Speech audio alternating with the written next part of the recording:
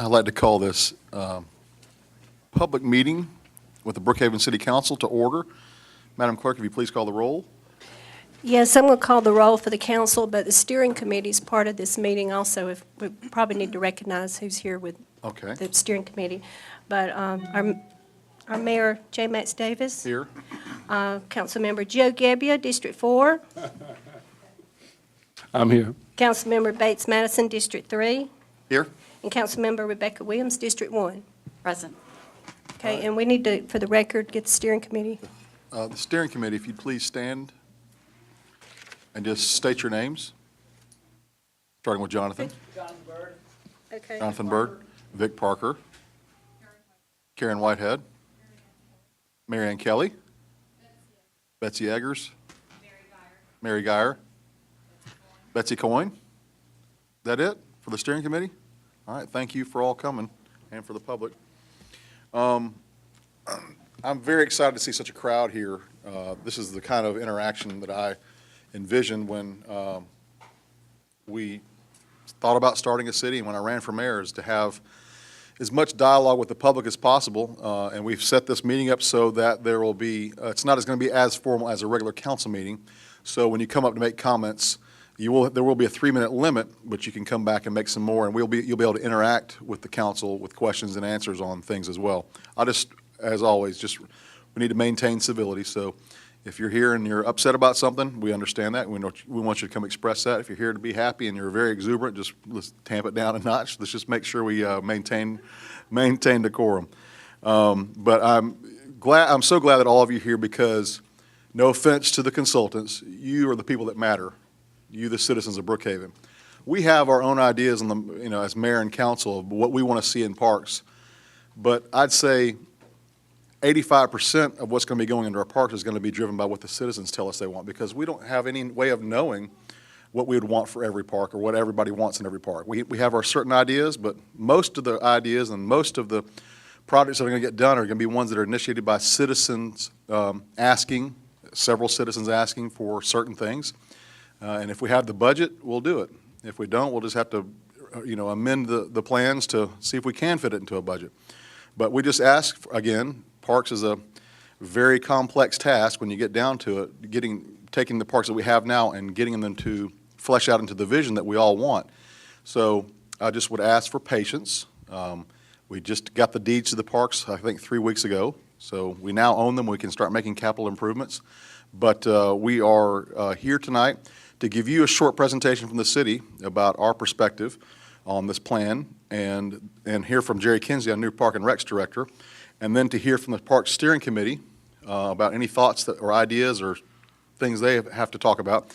And then the public will have as much time as they need tonight. So we had food here because I'm not planning on really going to dinner. I figure we're going to go through dinner time if people want to stay. I don't know if you all want to stay that long, but I'll be here. Jerry, if you'd like to speak from it, you can come to the podium or you can stay there. Okay. Whatever you prefer to do. This is Jerry Kinsey, our Parks and Rec Director. And let me just say something also before we start. There's been a lot of assumptions made about this plan from folks who may not understand what the proposed plan is. This is a proposal. It's not set in stone. We have to start somewhere. There's some things in the plan that I like and that the council likes. There's some things in the plan we do not like.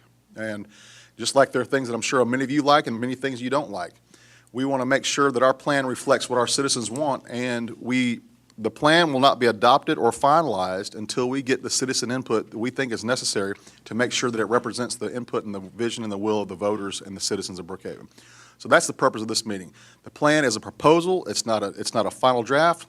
The numbers that you see in there, I think we already talked about last week. We took the budget numbers, we're taking them out of the plan because they're not really relevant for anything until we've set priorities. And how do we set priorities?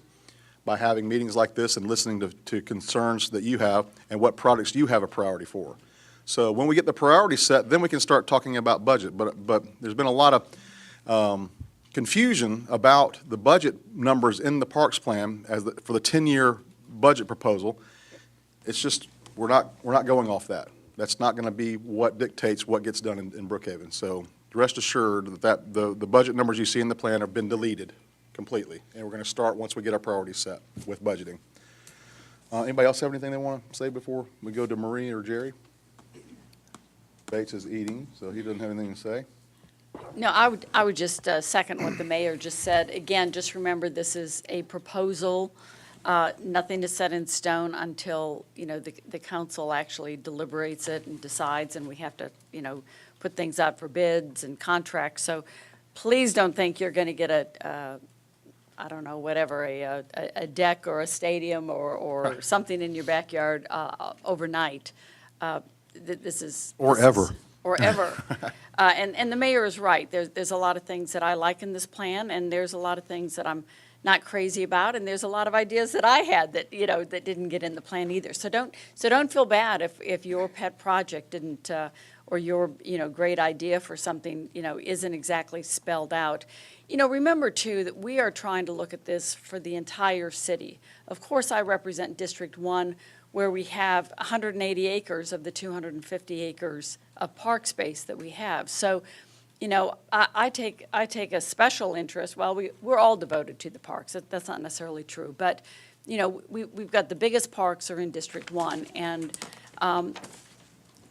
it wouldn't be surprising that a lion's share of the budget at times will go to those parks. But all of our parks are in a deep state of neglect.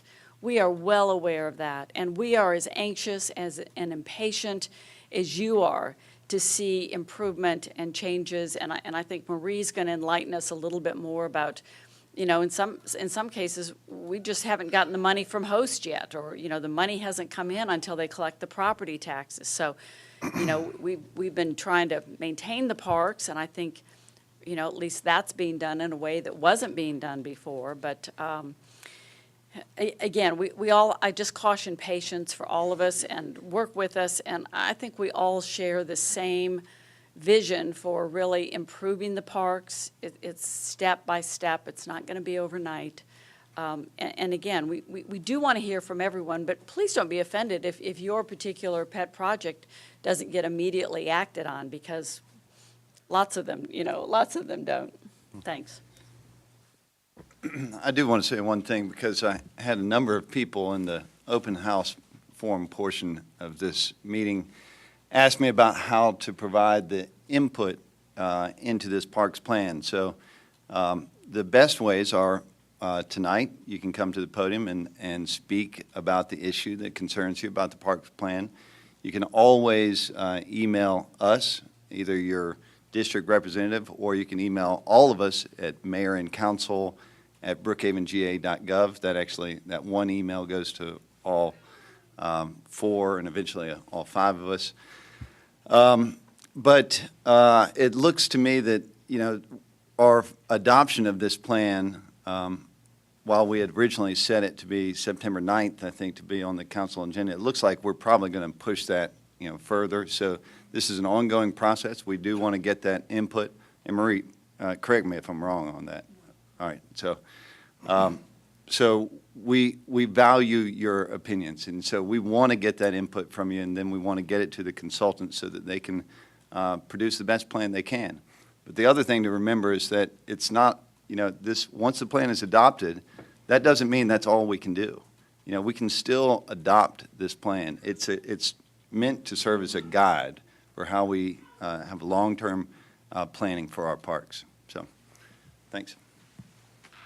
It's pretty impressive to see what's happened over 6 months. I remember being in this room, and we were starting this process, and we said, boy, what will it look like when we get done? Well, it's come a long way. And it's just really exciting to be here. I think this is really important that we're doing this evening. The input we get from you is very, very crucial at this point. We're trying to be as responsive as we can to your statements. So don't hesitate to come up and share with us. We want to hear from you. Thank you. All right, Jerry? Yes, Karen? Absolutely. Can we help? Thank you.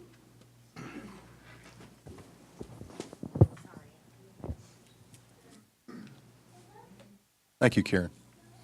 Mr. Mayor and City Council, I want to give you an update of the 2014 improvements we've made this year so far, and then also where we headed for the rest of the year. But we have turned over all the park locks and key system from DeKalb County to Brookhaven. We secured contracts with 3 vendors, the pool management company, also the athletic field maintenance and park maintenance.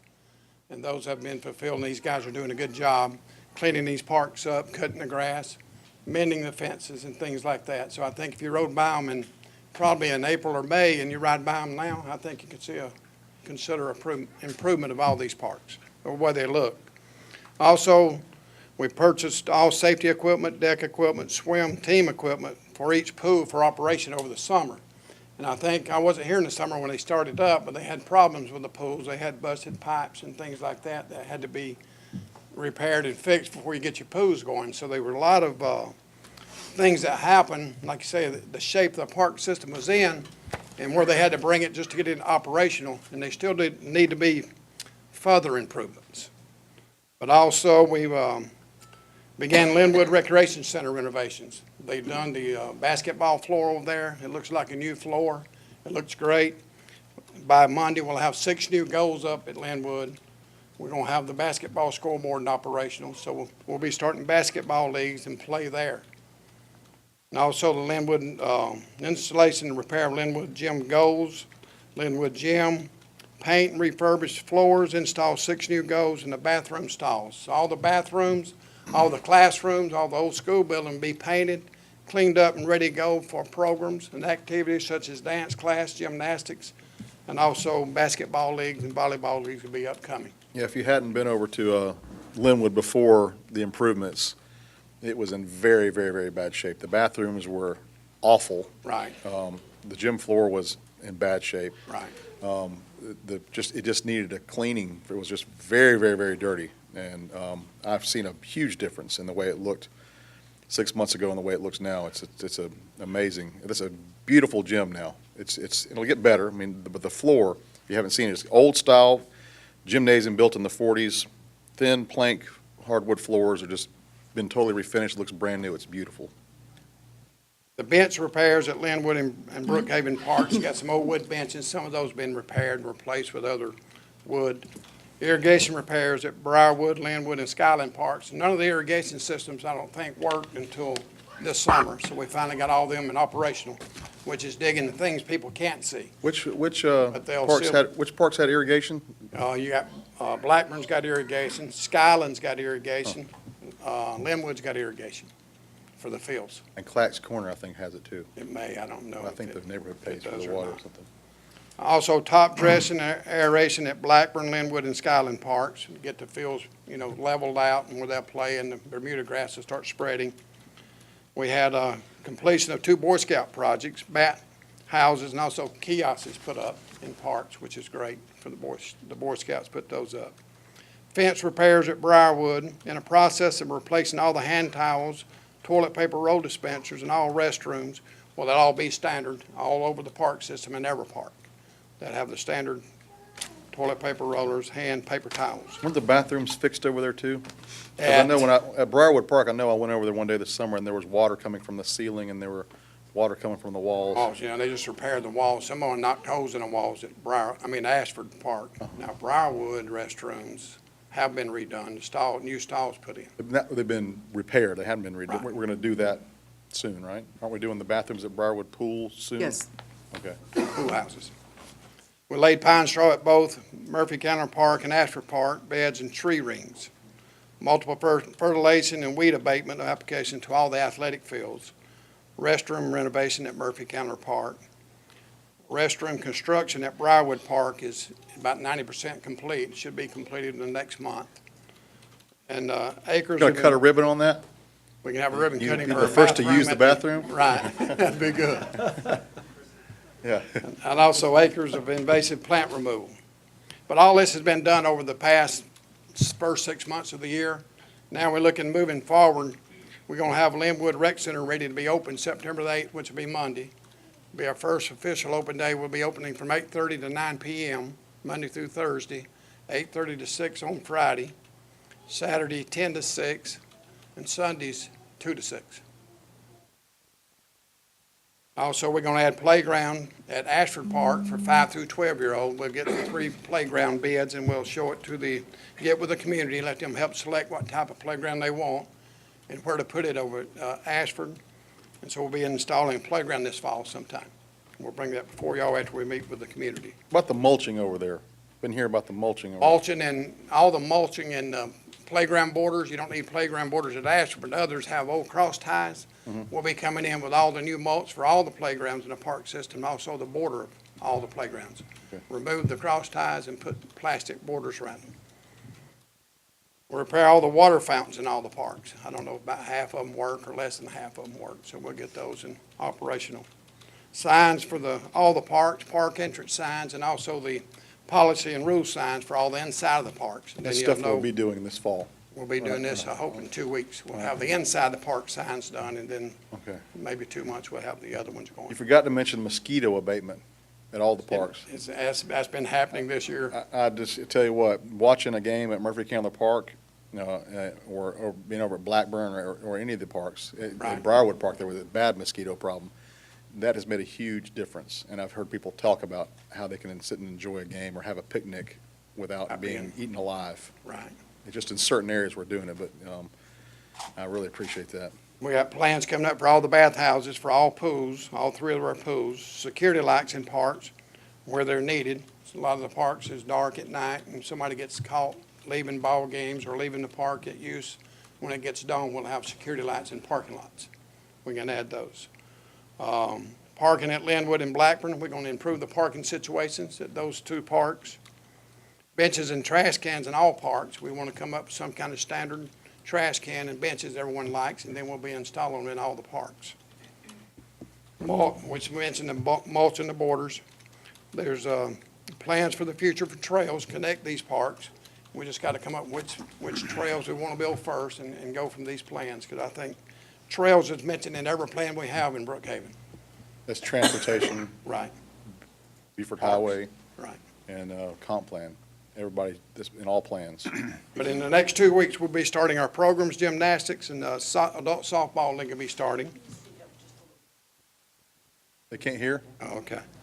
We'll be starting our programs in the next 2 weeks with gymnastics, adult softball, and also kickball leagues will be starting in the next 2 weeks. We need to get you a microphone riser. Right, we don't want to bend. I didn't want to stoop.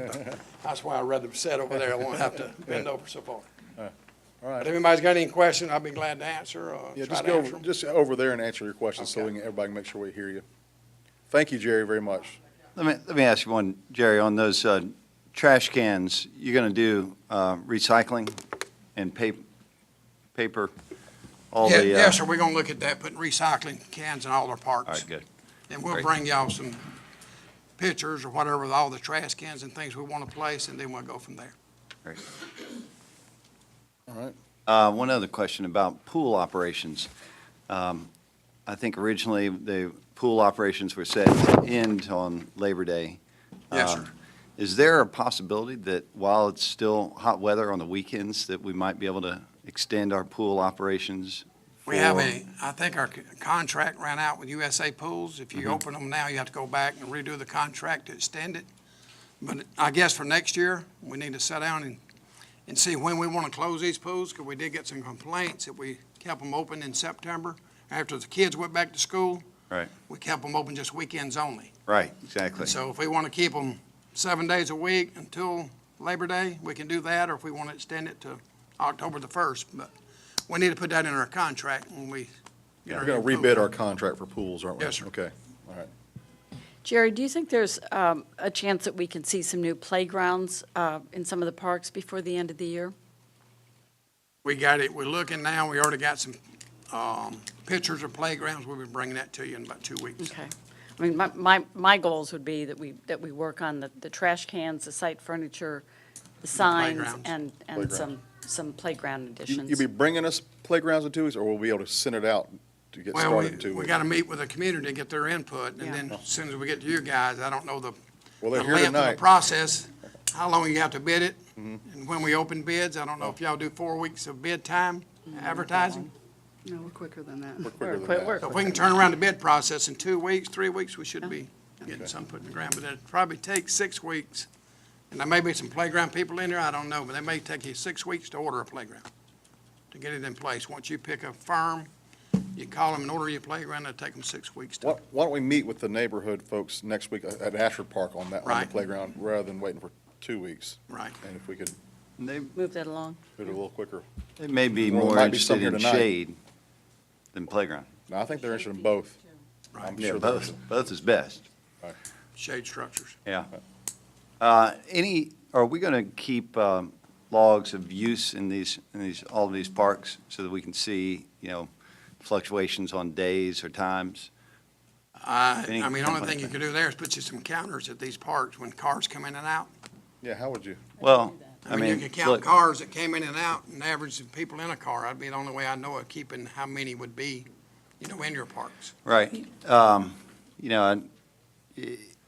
In business planning, I mean, you need to know the customers and what their actions are, so that's Right. sort of where I'm coming from. I think we could, if there's a way to add that feature in, I think it'll help your determination of use and hours and Right. things like that. We can track through registration how many people are signing up for different activities for the hours of those activities.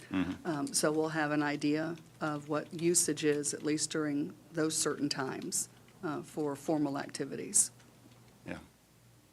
I would hope, though, that for parks like Skyland and Georgian Hills that have been probably underutilized, that the more we improve them, that once we build it, people will come, too. Yeah. Okay. Marie, did you have anything? Yes, I just wanted to go over some of the budget numbers Right. And what we've been doing for the last actually 12 months. If you'll recall, Labor Day weekend of 2013, we took over the It operations. was a year ago this week that we took Correct. over maintenance. It was the Tuesday after Labor Day Right. that we took over the operations for all of the parks. So we were really just the operator, we weren't the owner, and as you mentioned, we just took ownership of the majority of the parks just a few weeks ago. In our acquiring the operational component, the first thing that we did last year, absent having basically a full-time staff, was that, if you'll recall, I used the word triage to you all because we had to get into the parks and start the maintenance program with the mowing of the lawns and the tree trimming, but also the bathroom facilities as well. So, we had that cost up front, and we maintained that through Premier Landscape Services, and then we've gone from that contractor to Optech and Austin Services Outdoor LLC. So that was really the bulk and the lion's share of what we did from September through the end of the year. Then beginning in January, we started bringing staff on. But in the 2013 budget, and remember, we went through that a number of times as we were getting more predictability of our funding stream, we did allocate $2 million for park improvements. $1 million of those dollars were assigned to the 2013 host funds. And then the 2014 host funds, we assigned $1 million. So there were $2 million coming out of host, and actually there was another $100,000, 2.1 total, $100,000 to purchase some property in District 4 for a small park.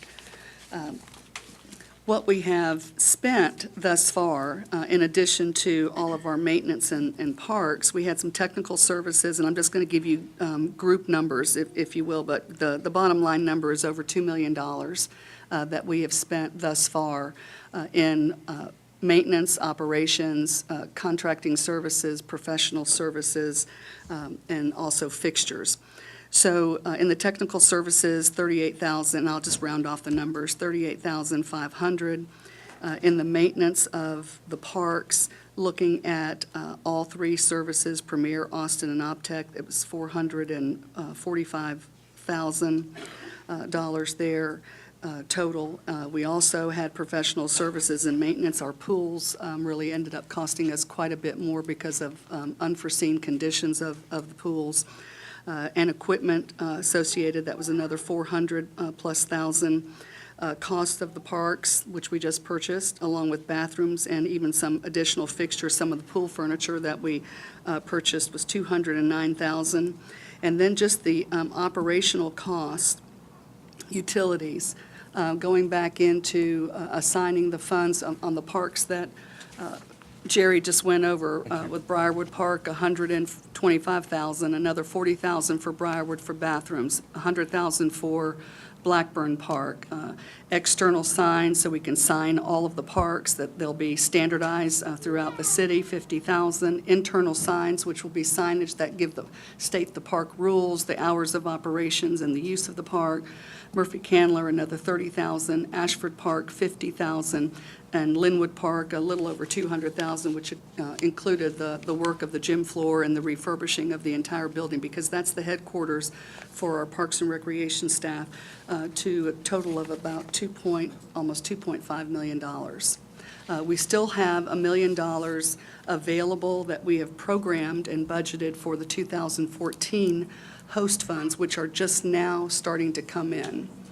So once those funds come in, we will look to do more of the playgrounds, the shade structures that council members have talked about, what we see currently being recommended in the plan, or whatever the council does with the work program. We'll be setting priorities so that we can have some visible impact in the parks by the end of this year.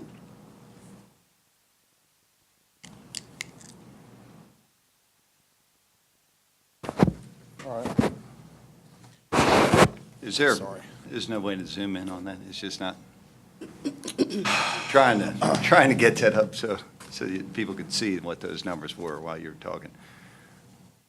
But this document we can make available in the back of the room. Yes. Yeah, we can put that online.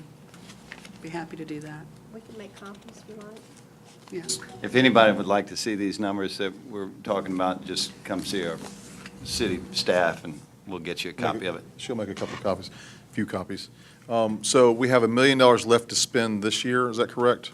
That we have budgeted. That we have budgeted? Correct. All We right. budgeted $2 million out of just the host funds for 2013 and 2014, but that was not all of the funds that went to the operational and maintenance costs for the Parks Department, because host funds cannot pay for operations or personnel Right. or maintenance. And so when do we expect the rest of our host funds to come in? They will be coming in, the next payment will be September the 30th, October the 30th, and then we think we'll get the final payment early December, late November. Okay, and so because of the way we get our funding in from the county for the collection of taxes, this is a budgetary question, we are considering changing our fiscal year? Yes, What would our proposed fiscal year be? Well, I'm looking at two different timeframes. I'm looking at, first of all, the lion's share of all of our funds comes in at the end of each calendar year. Premium tax, our property taxes, and then, of course, host funds. Right. Other funds, such as the Georgia Power franchise fee, comes in February, the end of February. So, but the lion's share comes in at the end of the year. So I'm looking at either a July 1, June 30, or an October 1, September 30. And I just need to track the revenue streams and when they hit. For the rest of this year? For the rest of the year. So, and I'll be reporting this back to the council, but if we do that, we will probably have, in the 2015 budget, a shorter budget cycle, and then to be able to come back and adjust that to the new fiscal year. All right. Well, thank you, Marie. I really appreciate that. And any questions anybody has about any of these things, you can, at the public comment section, you can ask away. So now we're going to have the Parks and Recreation Master Plan from Lowson Associates, a 15-minute presentation. And then after that, we'll have the Parks and Rec Steering Committee make a presentation. Mayor and council, it's a pleasure to be here again, and I'll move quickly for the sake of time. Not advancing. Susan, he needs a little. If you want to advance for me, that's fine.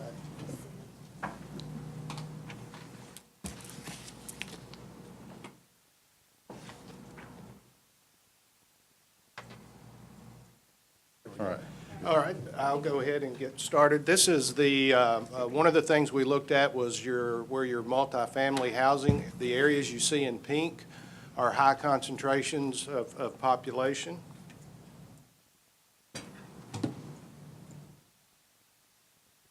And the green is the parks, obviously. The green is the parks, and we also looked at school locations. You're gonna have, no, if you'll just advance it for me. And for the public, these are the public input steps we took. Staff interviews, we began the study in April. Citizen workshops, April the 15th, 24th, May 7th, and 8th. We conducted a survey starting on April the 28th and had over 1,000 people completed the survey. And then we conducted open house meetings on June the 12th and 15th. At the steering committee workshop we held, these were the top vote getters among the facilities, sidewalks and bike paths, dog parks, bathrooms in all parks, linear parks to connect the North Fork of Peachtree Creek, community gardens, and dredge Murphy Candler Lake were some of the higher priority items, but you can see the others on the list. I won't read each one. Next slide.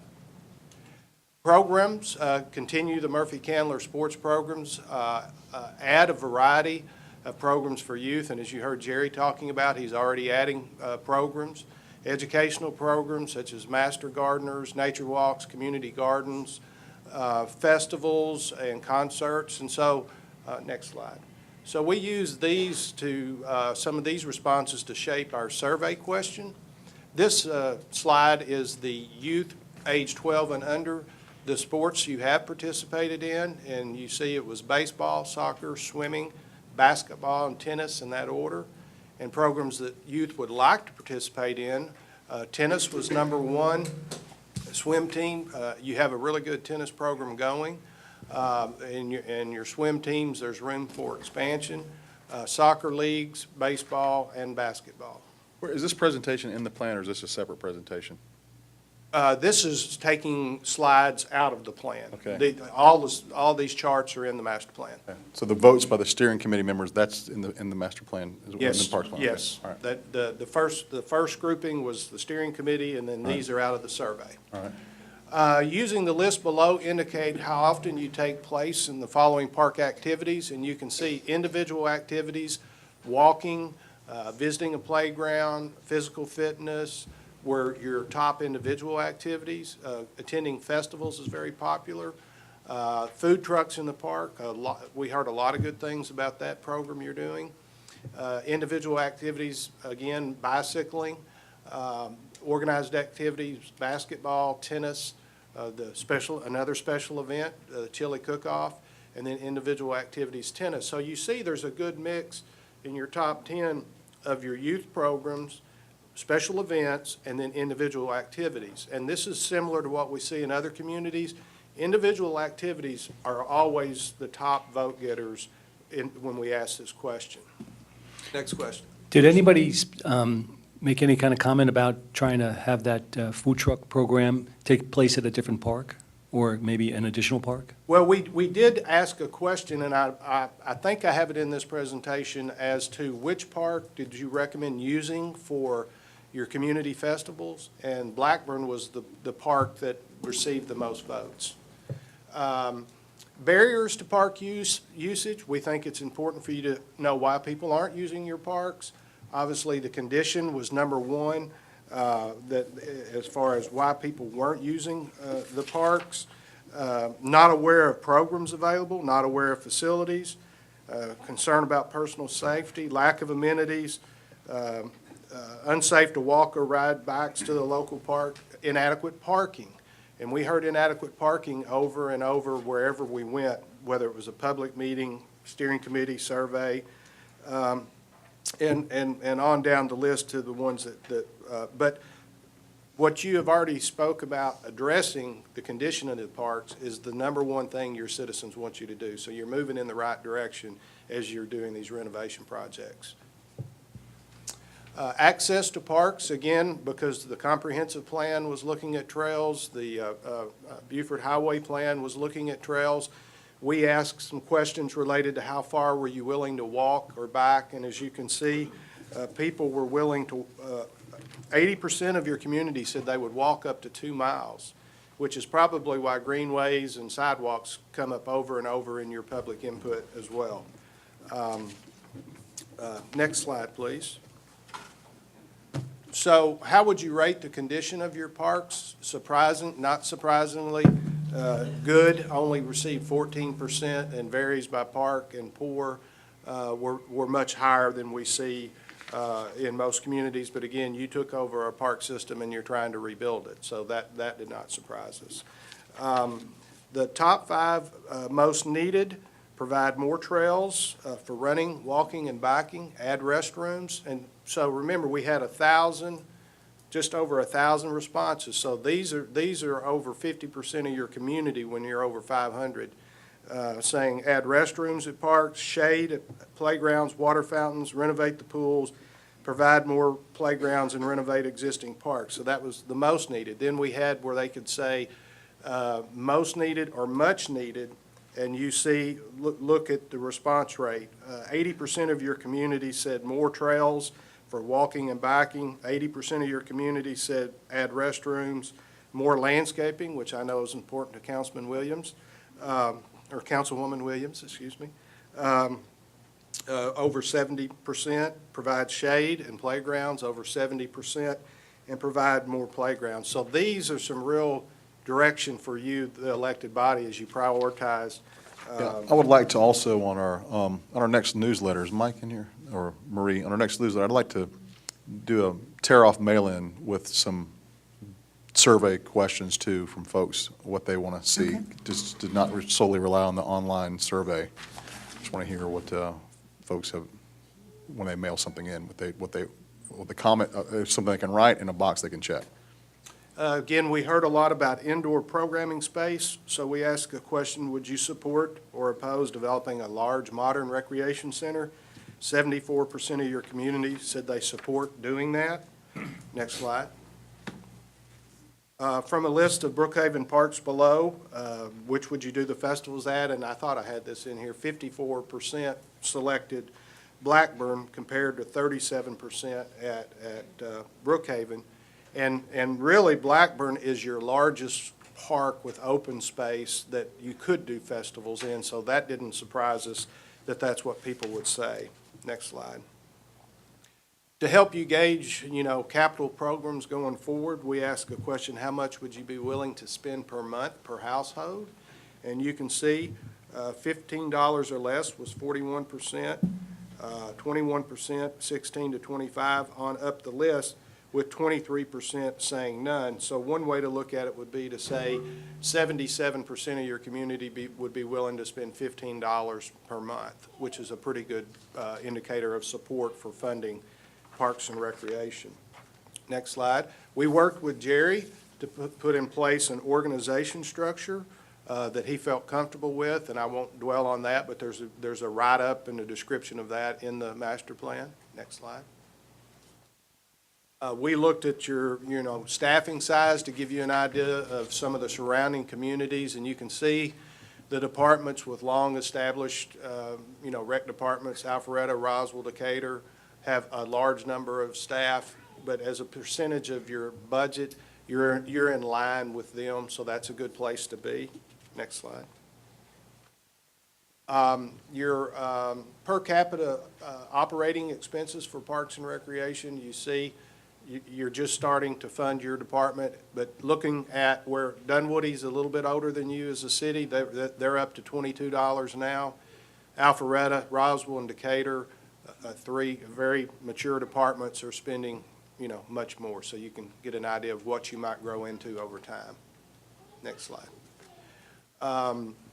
Self-generated revenue, our operating budgets as a percentage of total. Again, you're very close to Dunwoody, another new city, and you see where Decatur, Roswell, and Alpharetta are. Again, benchmarks for you to look at in the future. Personnel service as a percentage of budget, again, you're very good there. Next slide. Revenue recovery. Now, this is where you have the most room to grow. You are just now starting to operate programs. Programs generate revenue. Jerry and I were talking about some things he's already doing, like the kickball leagues. We're playing in your parks for free. Now you have to be part of the league, and you're generating revenue with the kickball leagues, the adult kickball leagues. And so as you start gymnastics and these other new programs, you should see your revenue stream go up. And the one thing that doesn't show up that's a little bit unique about Brookhaven is your Murphy Candler group is putting money back into the park in the form of physical improvements and paying for some maintenance operations. So that's almost like a revenue stream that you could count, which would bring your number up a lot. So that, And also paying to use the fields too, exactly. in addition to doing the improvements. Right, we weren't able to quantify all of those dollars, so your percentage would be probably a good bit higher than what we were able to quantify. Well, if the land use agreement says $10,000 they pay a year. Right, but I mean, they just built a batting cage, how do we quantify the new batting cage? Right. So you do have some revenue that's kind of unusual and hard to put in a statistical line. Next slide. And again, these were the programs that were being run, summer camps, sports for you, the softball, the co-ed softball. Next slide. And where they're being played. Your tennis numbers are really good. The tennis building needs a lot of work, but your courts are in reasonable shape, and the numbers that you're doing out there are really good. So, and then again, here are some kind of the meetup groups, the Go Kickball, things like that, the Tree Climbers group, all of those people are doing activities in your parks. Well, that's interesting. You have the ultimate Frisbee up there. We had, just was talking to some gentlemen in that league, and there it says Brookhaven Park, but now that the park has been programmed, they're saying there's no free play. Is the plan include anything about having a dedicated field to this not program, that it's just first come, first serve? Is that typical to have something like that? It's typical to have it, but what you're really struggling with is you have half the park acreage that a community your size needs. And a large portion of your park acreage is natural areas, so you're really tight. I mean, it's going to be tough to say you're not going to have, for instance, the open field at Brookhaven. Mm-hmm. Yeah, Brookhaven Park. You need to program that field. Now, you might say, okay, on Saturday and Sunday, it'll be available for free play, but we're going to run leagues there Monday through Friday. That's what a lot of communities do that are short on parkland. They'll have a designated time for open play. I would like to explore, I mean, this is something we'll do from the city, but I want to explore having at least one field where, if you want to go out and throw the ball, you don't have to reserve it. It's just first come, first serve. And I think I think we have some fields that are in bad condition now that maybe we can improve to get them to that where we can do that. You've got a big one at Murphy Candler. When you cross over the lake on the left there, that would be a perfect place. I mean, on the Virgin master. Hills has one, I think, too. Yes, and we've identified at Skyland, maybe. Skyland, and we agree with that concept. I mean, in the master plan, concept plan we did for Brookhaven Park, we call that an open play field that would be non-programmed. But again, you're struggling to find fields. I mean, you're 11 soccer fields short for a community your size. So if you could find some acreage and build fields, you would fill them up real quick. So again, here's our park recommendations, and I won't read every one of them, but we've recommended a standard of 8 acres per 1,000. Because of your built-out state, we don't think you'll ever get up to 10.5 acres, which is the national standard. Planting areas 2 and 3, which is the center and southern part of your city, are definitely where you need parkland, and I'll show you that in the gap analysis. And of course, you've got a lot of redevelopment and ADA issues to tackle. Next slide. Facilities, again, develop sports fields. We have proposed a new community park near the Buford Highway corridor.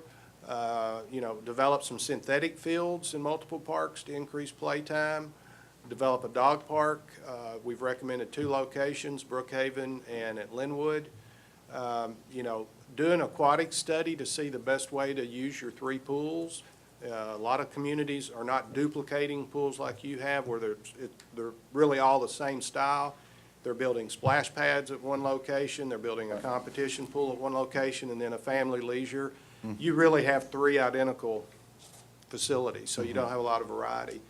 The community garden program's working well, expand that, more walking trails, and removing unnecessary and unsightly fences. There are more fences around your parks that they don't feel inviting. You know, when you have to go through a gate, through a chain link just to get into the park. Right. And you've got that at Blackburn, you've got it at Brookhaven, you know, just get those rusted fences out of here. Next slide. Greenways, again, complementing the comprehensive 2030 plan, the Beaufort Highway, build as many as you can. We've shown up to 13 miles, and again, that's where you're going to have to get community feedback and how you prioritize those. You could probably go through a neighborhood and have a 50% say build it here and the other 50% say don't build it here. So that's going to be your tough one. But sponsor some 5K and 10K run walks on your trail system and get people out walking. If you listened to NPR this morning, there was a major thing on diet and obesity, and you know, doctors, you know, saying just get out there and walk. It'll do so much for you. So next slide. And then, of course, we want you to use good conservation practices. You know, there's a lot of exotic and invasive plants throughout your park system that are really taking up usable land. There's a lot of understory where you have big trees, but there's a 12-foot layer of privet that is preventing people from using that acreage. Right. For picnicking, for walking trails. And that's even something you can use volunteers for. My company, we have volunteered for privet removal before through the Parks Department. They provided us the equipment, and we provided 40 people for a Saturday to pull privet. And we pulled up about 4 dump truck loads in 4 hours, you know. So, but using green infrastructure, rain gardens, bioswales, again, these are recommendations in your comp plan and your Beaufort Highway plan. Next slide.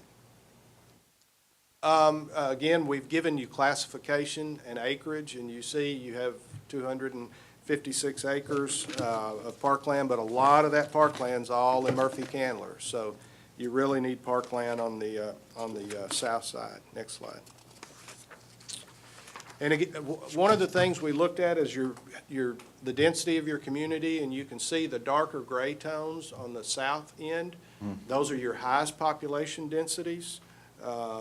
As many as almost 5,000 per square mile in that area. So that's where you need to look for some parkland, and you're probably going to have to cobble it together by buying underperforming businesses, apartment complexes that are no longer valuable, old subdivisions that are no longer viable, so you can cobble together some acreage down there. Next slide.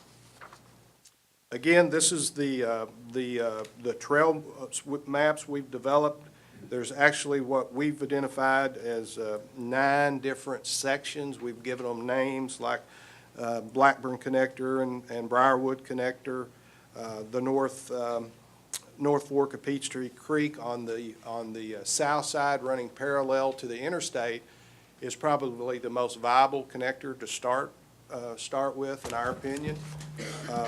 And the connector between Murphy-Candler and Blackburn, you can actually stay in the stream corridor, and you own property across the creek from the existing baseball fields.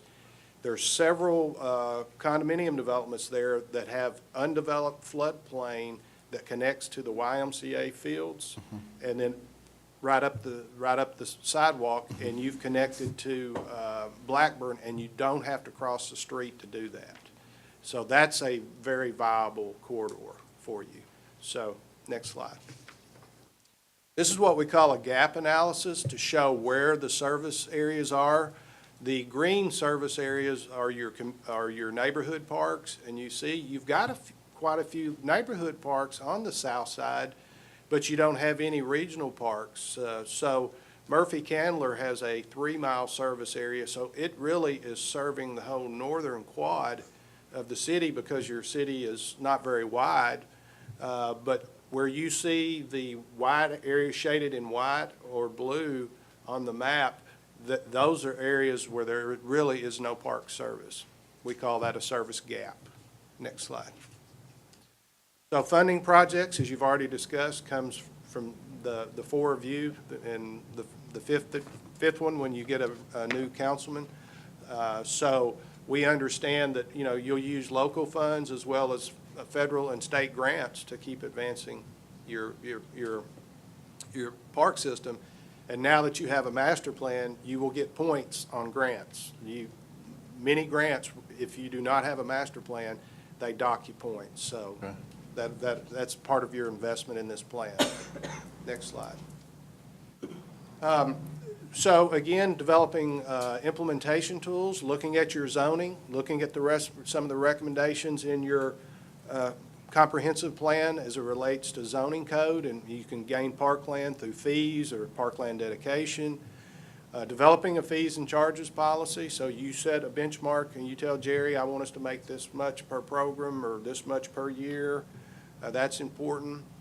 Building on your existing partnerships. You've got conservancy groups that are working in your parks. You've got youth athletic associations. You've got vendors.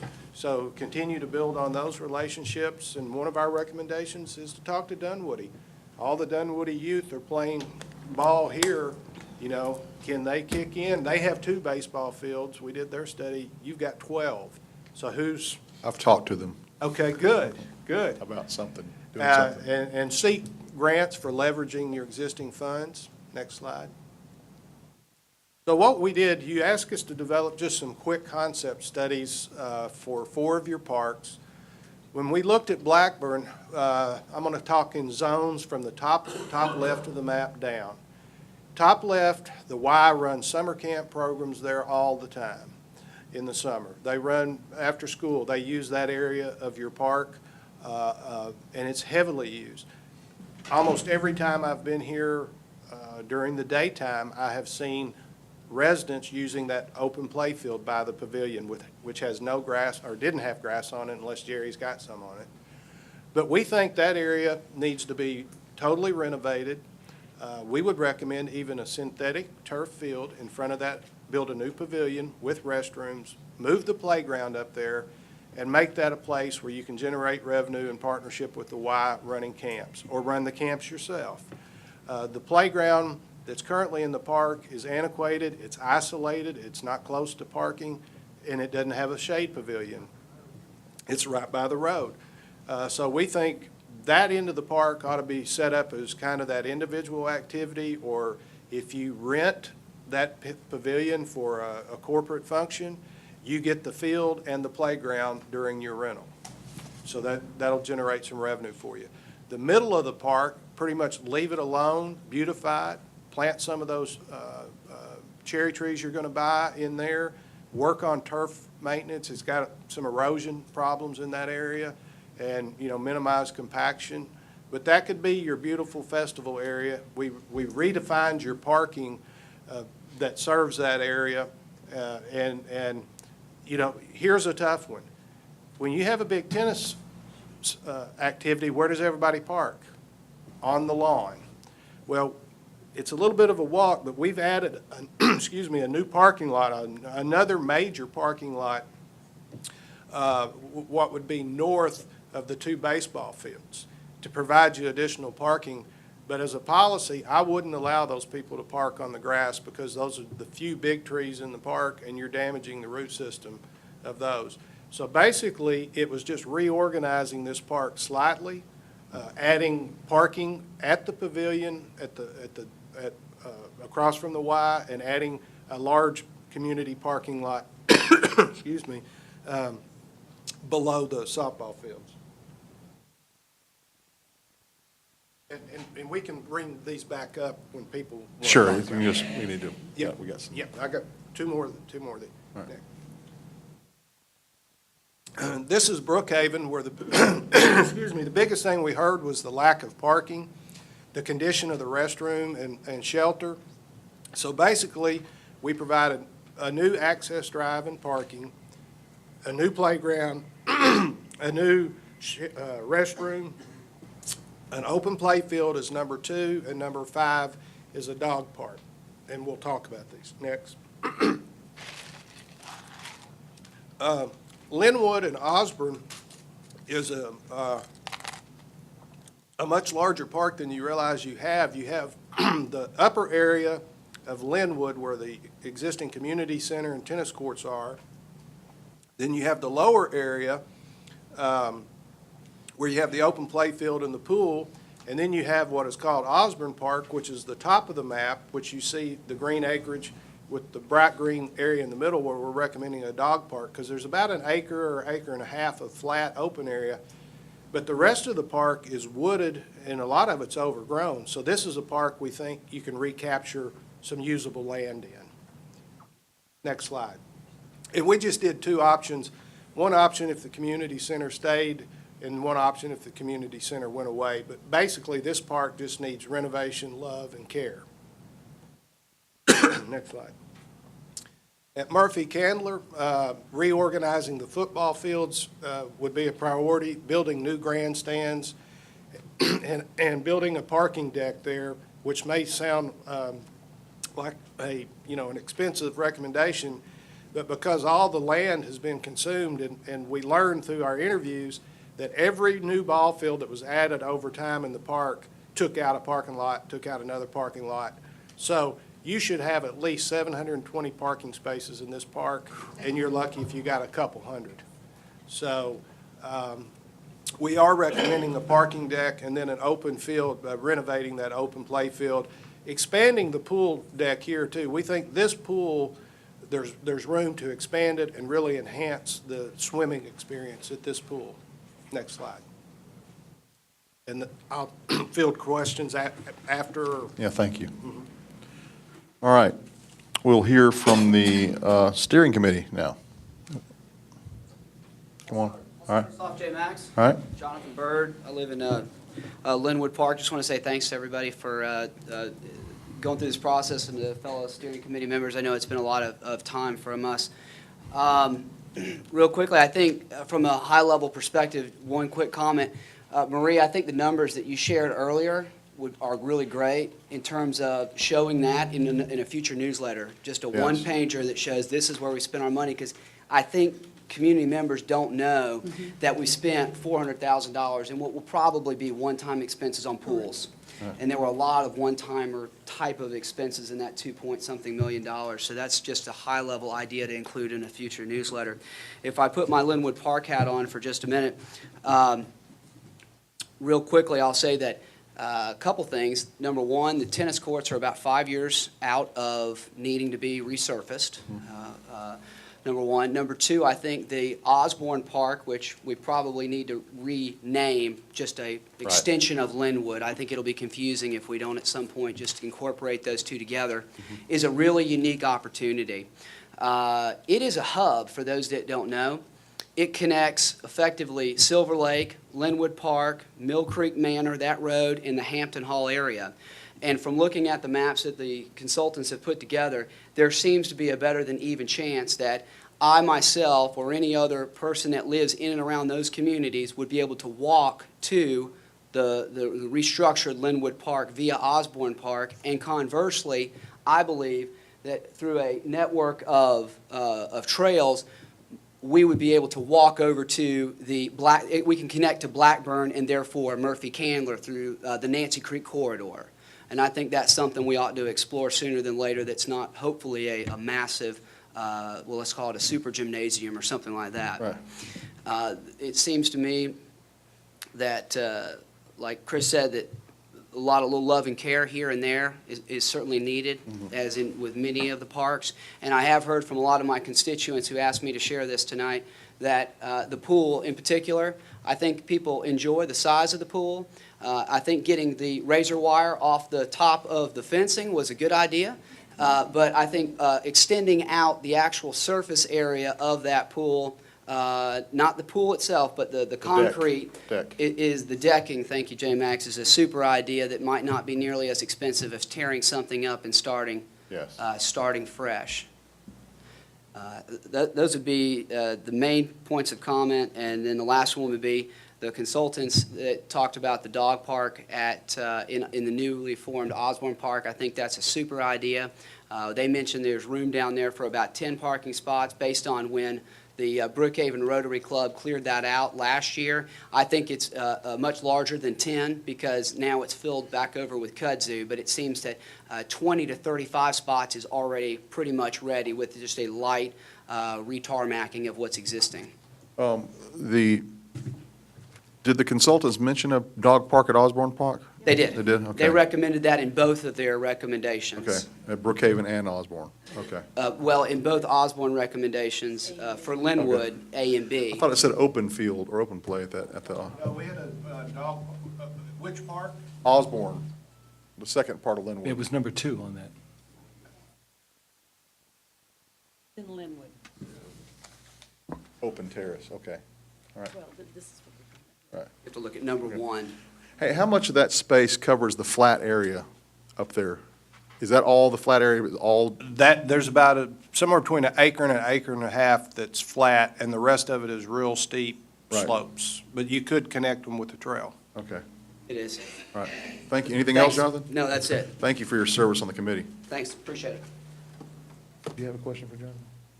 No, I was going to say, J-Max wants a zip line back there. I do. so I he want a could- zip line. He could go right to his backyard. Yeah, That'd be down good. that, who's next from the steering committee? Karen? All right. I'm Karen Whitehead, part of the steering committee. I have comments that relate to the master plan in Okay. general, a few comments. And then I have my Murphy Candler hat on for the end of, 3 minutes or something? No, you can, there's no time limit on the steering committee presentation. Oh, okay, good. So- John just said something about sharing what's been done. My comments echo that. I think that if the citizens begin to see improvements, visibility and communication are just the 2 words that I want to throw at you. Let people know what you're spending money on. It's not visible, and we're starting to hear grumbling. I'm hearing grumbling in the neighborhood about, well, it's been 2 years, you like your city or not? We still have old rusty trash cans, that kind of thing. So if you could just communicate and show a few things, that would help a lot in getting, and I don't have to explain it. And with regard to the gentleman who just talked about the master plan, what I expected to see in the master plan, and maybe I'm naive, or maybe my expectations weren't correct, I expected to see some design standards, first of all, and maybe that wasn't part of this, and correct me if it wasn't, but when you talked about playgrounds, new playgrounds, and going to the citizens and asking what they want, what I thought we'd see would be recommendations from the consultants about what kind of playground we need for this kind of park, and there would be a design standard across parks so that all of our playgrounds look similar, are classy and look good, as opposed to they want this at Ashford, we want something else at Murphy Candler, or they want something else at Linwood, and have it be kind of a hodgepodge, you know what I mean? You know what the ages of the children are, you know what your budget is, you know what you want your playgrounds to look like. I think it would be nice if we had a standard. So that's, I think there's something to be said for both ends of that. I do too, Having a yeah. standard is nice, and then having you call it a hodgepodge, but maybe somebody call it diverse playgrounds. Well, that You know, sounds different better. and different, some neighborhoods might have younger kids, or they might have To different. meet the needs, yeah. Just, depend, I think there should be design standards everywhere, but I don't know that we need to have, same brand, same playgrounds in every playground, because different areas of the city want different things. Yeah. But it might make it cheaper to do it all standard. Well, and you want a Brookhaven look, Right. right? We don't want, yeah, okay. I know, shoot. All right, good. And so, again, with regard to the master plan, the gentleman talked about, especially Murphy Candler, and maybe there are some other parks too, where there's a lot of privet understudy, where there's wasted land. We have tons of it. Yes, you do. What I thought we would see in the master plan would be a recommendation for removal of some of that, which there was, but there was no recommendation for what could go there. So could there be a field there? Could there be another playground there? Could there be, I don't know, a natural place with picnic tables and benches? Or could there be nothing, just planted native understudy? Right. There was none of that. I don't know if So- the parks plan is supposed to get in that much detail, but I think we should do Maybe not, a plan for every park. right? You know, with Well, the you know, we're exactly. raising money to do that. I would like to partner with you. Yeah, yeah. Okay, so that's a comment. Two more comments and I'm finished. As I read the master plan again, with parking recommendations, what I saw that alarmed me, particular in our park, was all the recommendation for paving. Paving for tennis parking, paving for playground parking. I understand a replacement of the paving that exists, but it's alarming to read how much paving is recommended, and I think you're going to get a lot of pushback from the community on that. So I think you can create organized, I think you nice-looking get a lot of pushback parking. from the council on that, too. Oh, good, thank you. All right, then I don't have to talk about that No. anymore. Okay, one more thing. I think there's a happy medium in there with some pervious surface and fewer spaces than have been recommended. Pervious, is that Pervious. the word? As long as it doesn't look like paving, Right. and it isn't lined. Right. Because we don't need the neighborhood to start looking like a parking lot at a Right. shopping center, Right. right? And one more comment. I was part of the Governor's Commission, the park work that the Governor's Commission did, and we made a recommendation in that to have the Director of Parks report directly to the city manager. We thought that that would give the Parks Director the right kind of recognition in the community that we thought was I think necessary. that's the way it's going to be, I believe. Okay, Yeah. so the recommendation, As far as I'm concerned, I In don't the- know, yeah. That's because how it is. That's how it is, the org that's how it is chart, now. the org chart in the master plan shows it reporting to the assistant. The actual org chart that we have reports to Marie. So And that's gonna the- stay that That's way. the proposed park plan. That's not what we do with. Okay, so as you said, this whole You thing can is strike that. a recommendation. Correct. Yeah, so And that's a people recommendation we're shouldn't not get- going to follow. Yeah, great, okay. That's all I had. Thank Nothing you. else? Nothing from me. Okay, well, you might have some questions later. I have a lot personally, but I'm not going to take the whole evening. Okay, all right. Okay. Thank you. Next, anybody else on the steering committee? All right, Ms. Eggers. Again, thank you all for your service on the committee. I really appreciate that. I really do. I'm Betsy Eggers, and I have a question more for the other citizens that are here, because we probably aren't all going to speak tonight. But I'll stay if they all want to speak. So, I'm not kidding. you're a good man. I want to ask this question of everyone. I want to know what district they're in, which city council district they're in. And do you mind answering this question just by raising your hand of how many are in Rebecca Chase Williams' first district? First district, okay, thank you. And how many are in the second district, which right now is not represented? This is like Ashford Park and Drew Valley. Okay, thank you. How many are in the third district, which is Bates Madison's district? Thank you. And how many are in the fourth district, Joe Gebbia's district? Okay, this is what the issue has been with the steering committee, with the parks plan. It is what it is, which is, as you mentioned, Rebecca, the place with the biggest park has the ongoing generations. My kids played softball and baseball at Murphy Candler. So the district, which is the least populated, has the biggest parks, has the most voice, obviously, the biggest voice here on the Parks Steering Committee itself, the biggest percentage were people from the first district, where Murphy Candler has multiple groups and so on. That is what it is. The least represented district is the most populated district, which is the fourth district. And I just hope that there will be equity as you go forward, and that you really take the recommendations of the North Fork Linear Park to heart and to your pocketbooks, because that's where the most bang for the buck will be as far as new park development. And it can be a regional, great place and a destination kind of thing in a commercial land area that can't be developed because of the floodplain otherwise. So Just thank you make very one much. clarification for you. All the districts have the same population. The densest population is in the 4th district, though. But they all have the same The population. same numbers. Right. The One has the same, densest- one has 12.5, two has 12.5, three has. Right, but I mean, so the 1st district is the biggest land mass. Land, correct. With all the parks. You can't have people living on those parks. I understand what you're saying. As far, is it voter district or population district? It's population. It's Population. It's 50,000 people, and it's 12.5 a district, roughly. Okay, thank you. The highest percentage of voters do come out of District 1. They represent about 40-something percent, over 40% of the voters.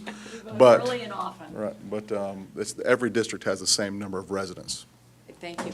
And I hope that Sally will get a chance to speak. She's from Joe's district, and she is part of the North Fork Connectors Group at some. Anybody who wants to speak gets a chance to speak. So is there anything else from the steering committee? Yeah, come on down.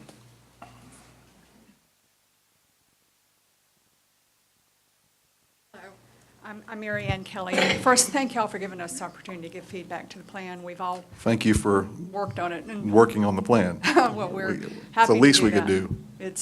It's important to the community, and the parks are so important to the community because they are the thing that build the community. So, thank you for that.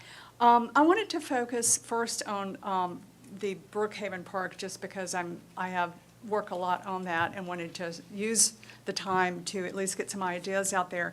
But I've talked to a number of people about that, and I'd welcome anybody else here tonight to speak their thoughts on it.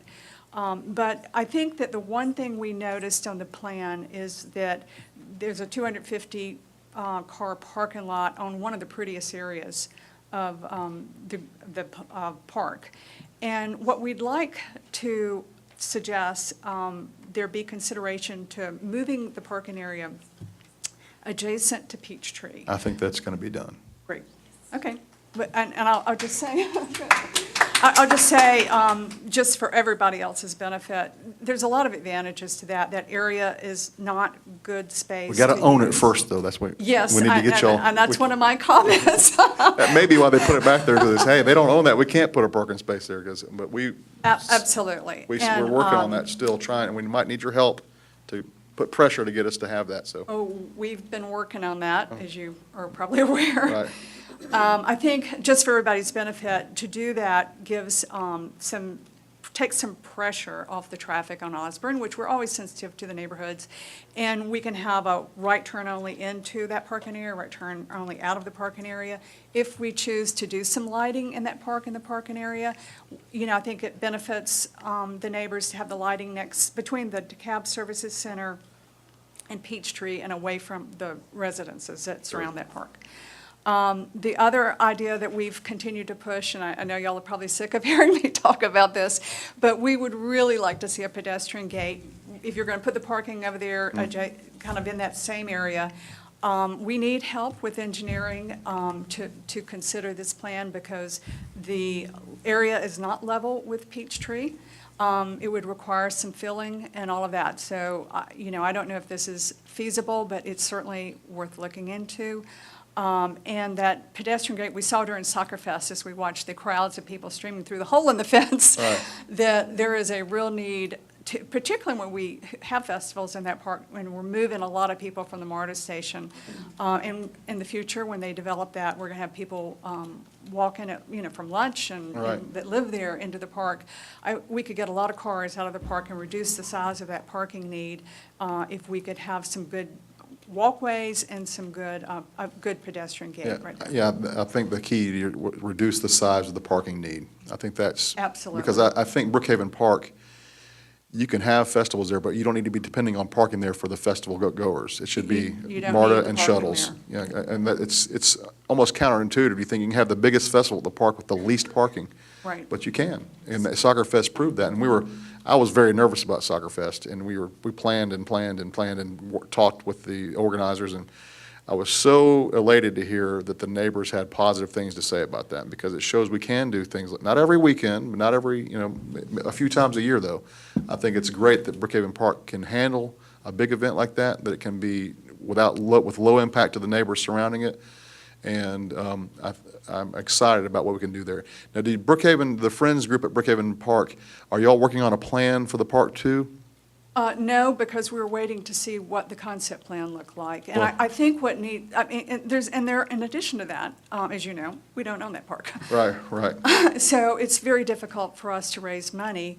I to- think we will. In my heart, I think we will own it. And Marie's been working very hard on that. And I have been working very hard on that. And there's a lot going on behind the scenes that people don't realize about trying to get that 10 acres on the front, because the park is almost nothing without that. Right, It's not the park if it's not the whole park. yeah. Right, so I just, that's extremely important to me, and I understand your reticence to getting a plan together because we don't own it yet, but I'd I almost say. wanted to see what the city came out with, and I think I think they hit on a lot of good points. Sure. And the recommendations generally I thought were spot on. It's just when they actually laid out the concepts and where they put them in the park didn't resonate with the community. Well, you heard the consultant say, these were things they just did, sort of, we'll do a rough. Right. And I don't think that what those plans are intended to be is a final or even a great start on it. I think Right. there are some good ideas in it, like you mentioned, but, because, not to be offensive, but they don't live in the community, they don't know exactly what the community wants around Right. that. So I think there are good things in that plan. There are very things that I looked at and said, no, absolutely not, especially the parking thing, the parking lot. So it was a start. It was a way to start ideas. Obviously, it's given you some ideas. It's given the steering committee some ideas. It's given the people around Brookhaven Park some ideas, but it's a starting point. And that's what the whole plan is a starting point. Agree. Mhm. And before I move on to talking about general ideas, I did also want to say, with respect to again, the layout, and now that you move the parking lot, everything else changes. So this needs to be thought through with a professional.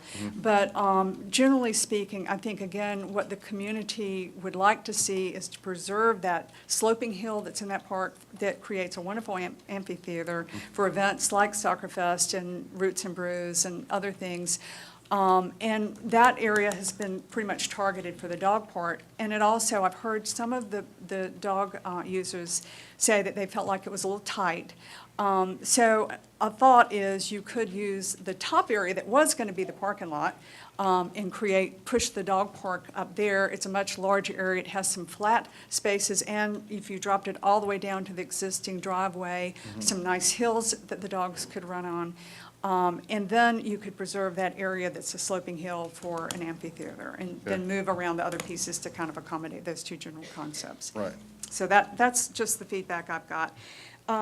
Then I think generally speaking, throughout all the parks, I kind of echoing a little bit what Karen, I think, was saying, I'd like to see a beautification plan, and maybe I know this was a concept plan, so we have to get into the weeds, No or pun lack intended. thereof, No no pun intended, with these things. But, that's something that the Friends groups can really help the city with, is those types of small manageable projects where we can raise funds, but we need a plan, so. I talked to Jerry on Tuesday, I think it was Tuesday, the Park and Rec Director.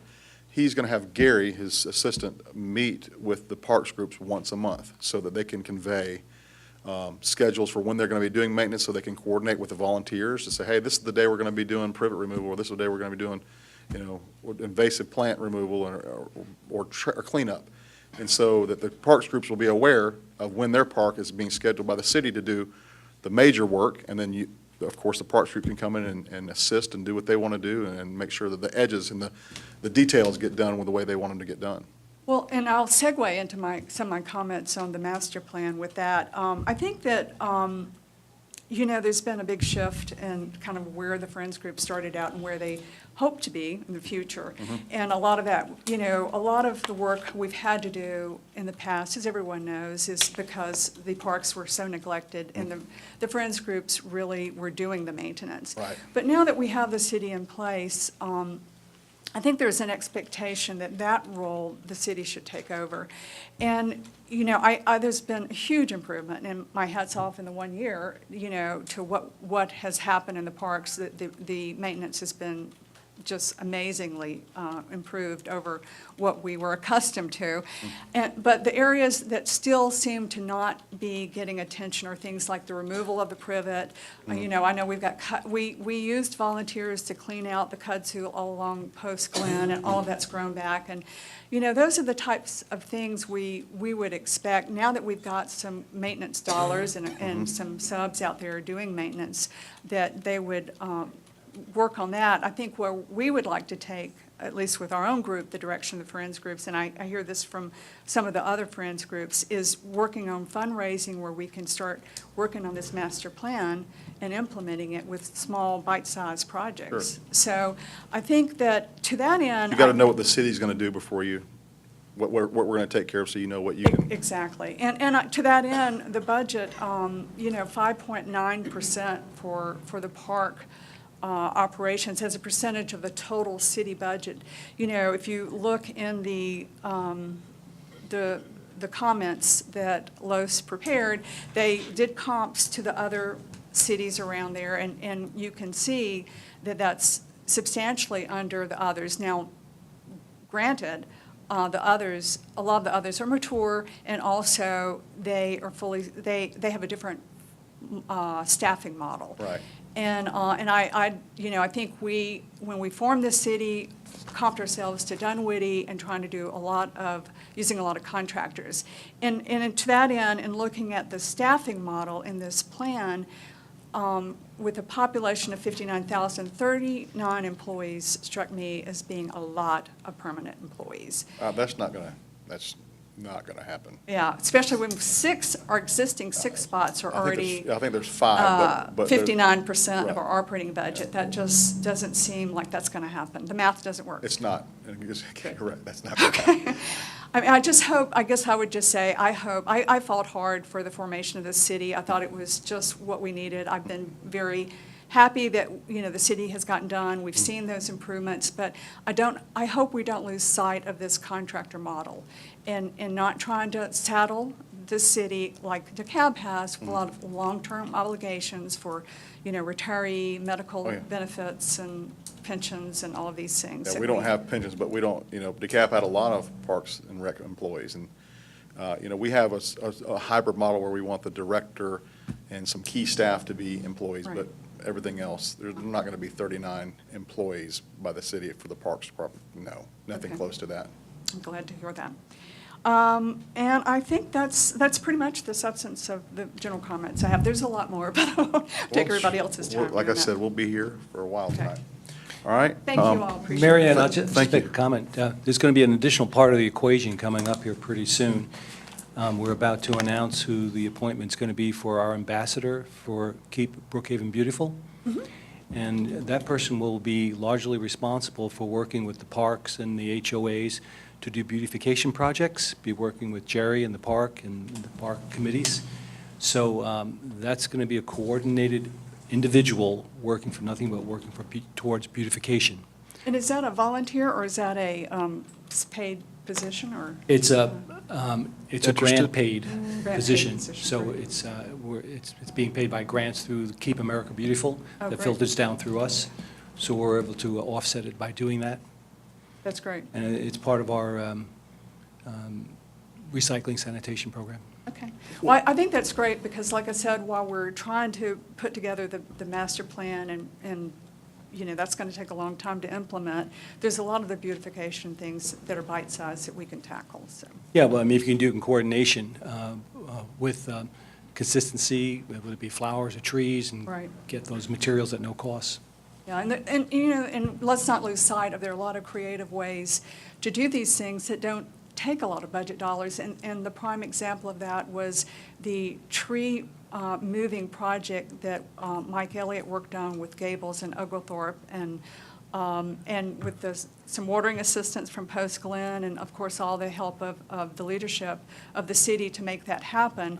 But, you know, that's just why it's so important to work with volunteers, you know, who can be creative and entrepreneurial in their approach to things, to try to get things that really can make a meaningful difference without spending a lot of dollars. Totally agree with you. You guys do a One other great thing, job. thank you. One other thing that you mentioned that I talked to Jerry about as well, you talked about the invasive plant removal. The crews, he told me the other day, once the grass slows down, they move from cutting grass to doing just that.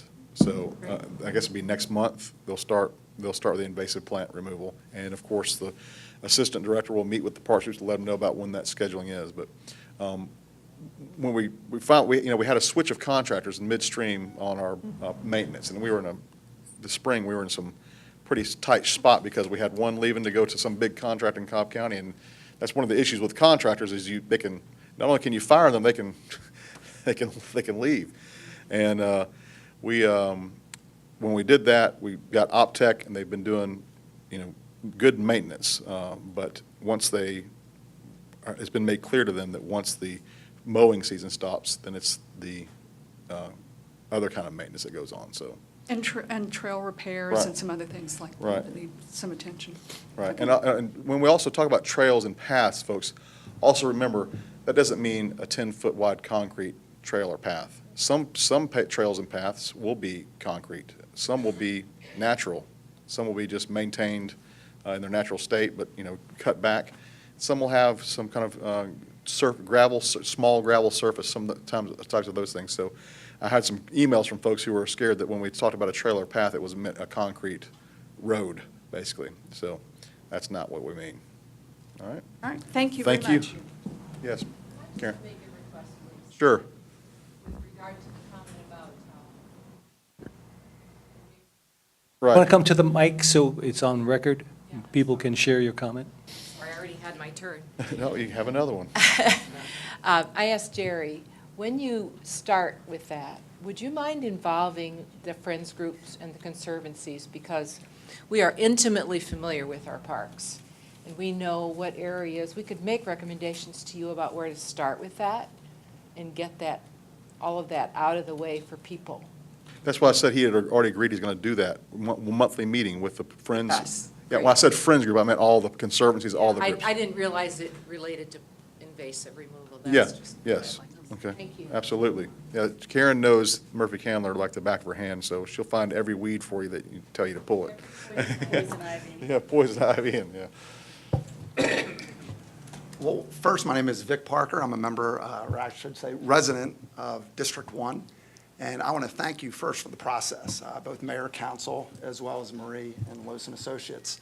I found the process to be one where there are multiple opportunities for input, whether it be through the steering committees, meetings which were open to the public, the online surveys, or the meetings with the park group. So you guys really went out of your way to get feedback, and I want to thank you for that.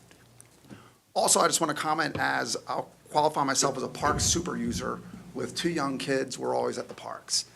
And I can tell you, we've been there for years, and the difference between what we experienced with DeKalb and now what we're experiencing with Brookhaven is night and day. There have been massive improvements with park services by way of trash cleanup, by way of landscaping. I can tell you, Murphy Candler specifically, the bathroom improvements have been enjoyed by all of our members, and I want to thank you for the good early progress. Also, my hope is, as I look at the plans, there's some really promising big-ticket items that are on there. My hope is also that you guys will continue to partner with some of the local friends groups and sports associations for things that are of interest to us, because we're also willing to invest. By way of example, the association, Murphy Candler Baseball, that I'm president of, we were able to raise $100,000 this past year from individuals as well as businesses. And I think what drove that fundraising effort was seeing the efforts that were made by Brookhaven, and you guys are investing back. So I hope that we can continue in that spirit, and you guys will continue to engage these local friends groups as well as sports associations. Thank you. Thank you. So next year it's 250,000. Hi, I'm Mary Geyer. I am a member of the steering committee and Friends of Blackburn Park. So thank you all for everything you've done. It's been great. I am going to agree with what quite a few of these people have said. Karen started saying, she asked for communication. I know you all have asked us for patience. We've been trying.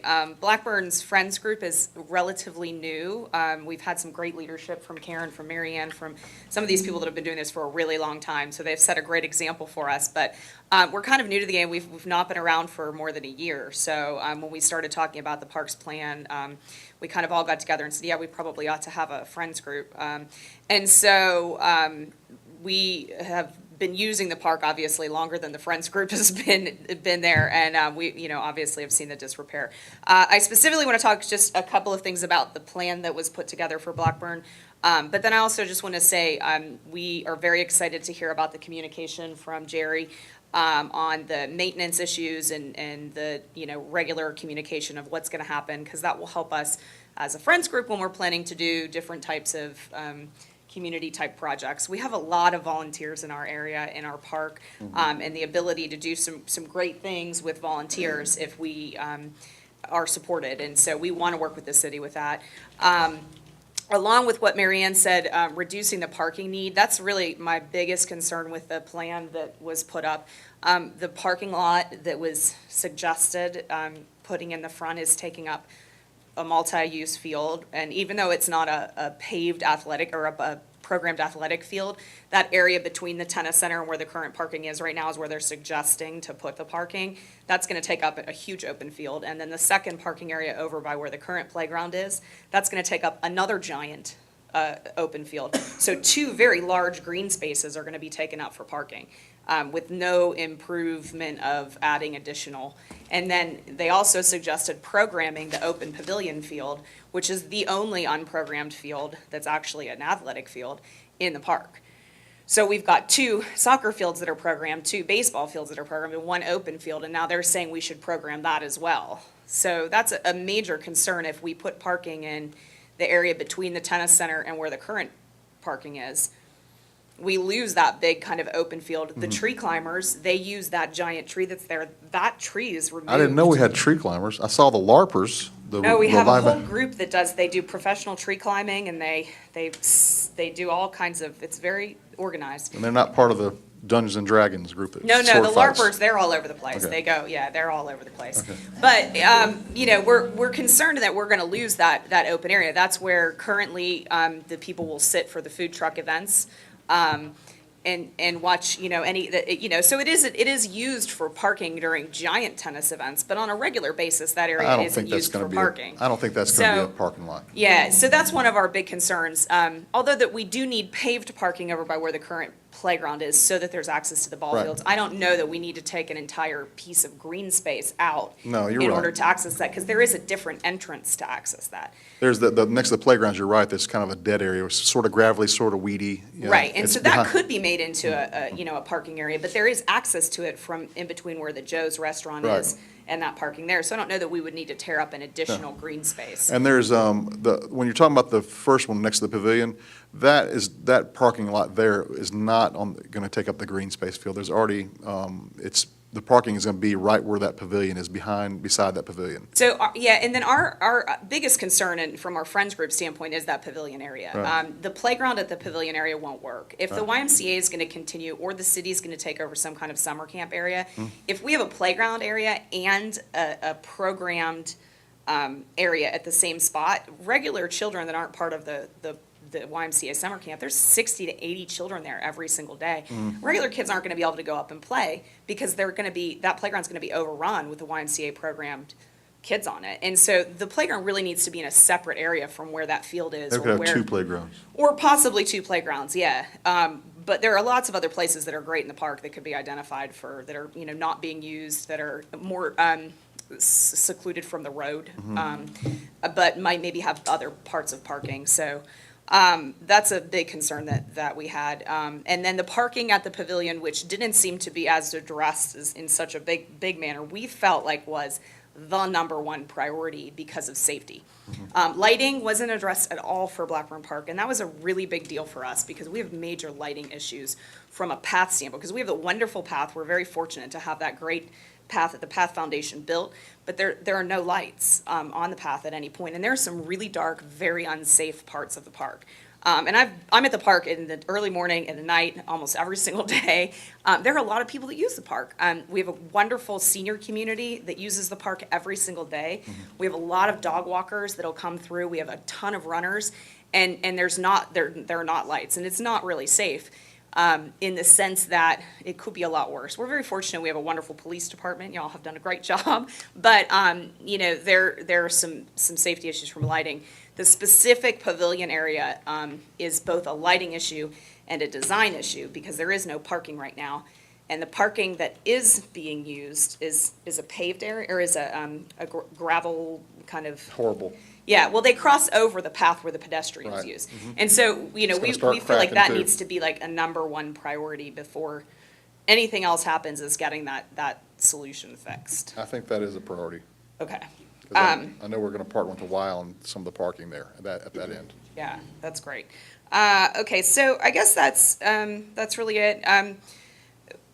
One of the, I guess the open fields versus the program fields were a big deal. Then one other concern just in general that our friends group had, that I think maybe some other people have had, is being that we're a newer group, paying for a plan for a park the size of Blackburn Park is a giant expense, is a giant fundraising. We would like to see the city help pay for that. We don't know that necessarily we should be raising funds for something as detailed as what needs to happen at Blackburn Park, because there are so many different elements that are involved. It's not just a couple of open fields. There's the tennis center, there are the I think I would rec use the word programs. partnership earlier on plans. I mean, we can do the plans ourselves, but we like to have buy-in from the community on what they want. And if they raise some money for the plan and we Right. kick in the rest, I think it helps get the best plan. Right. Because people are really invested in it, literally, at that point. Yeah, perfect. Well, thank you. Thank you. Chris or Jerry, I had a question for you. Mary talked about putting lighting along the path trail that does go back into the woods. It seems to me that most trails are open from dawn to dusk and are not lit. Is that correct? I mean, tell me a little bit about that, because I want to support Mary, but I have some concerns about adding lights to what could in fact create a dangerous area. I don't know. The majority operate dawn to dusk, that are linear paths that run through a city. The only place we generally see lighting would be like at a waterfront or something like that, that's a destination, that's a commercial area, not through the park or in neighborhoods. Same thing. We had linear parks along the Big Creek Greenway, and none of those were lit. I mean, we do need to have lighting at Blackburn Park. You're just saying. Yeah, there'll be security lighting around the parking Well, lot. and light the so we entrance can- to the path The of the. pavilion definitely needs lighting. I mean, if you're there having a picnic and it gets dark, it is pitch black around Oh, there, yes, yeah. the pavilions should all be lit. Yeah. If it's a rental facility, even so your staff can clean up after hours, so. Why aren't they lit? Why aren't paths like that generally lit, if that's the case? Generally, particularly in residential neighborhoods, it's so that you don't have that additional light spill in the evening, or, attracting teenagers at midnight who, well, we can walk down the trail and be rather loud and fun. Actually make it less safe to have lighting at night at the. It will attract more use, which is not necessarily a good thing, let me put it that way. I mean, I guess parks do have hours, They do, yes. so. During some of your active parks, you could have lighting on trails. We had a Central Park with like 12 ball fields. You had a walking trail around it. Right. But the ball field lights really lit the trail, but we did put some lights around it. Right. But you do have hours. I guess you can put timers on them. If tennis leaves at 11 o'clock, then all the lights are shut out at 11 except for the security lights in the parking lot. So And that is common, Right. where you have Active. a major sports center to have a lit trail, but again, it gets shut down when the ball games go.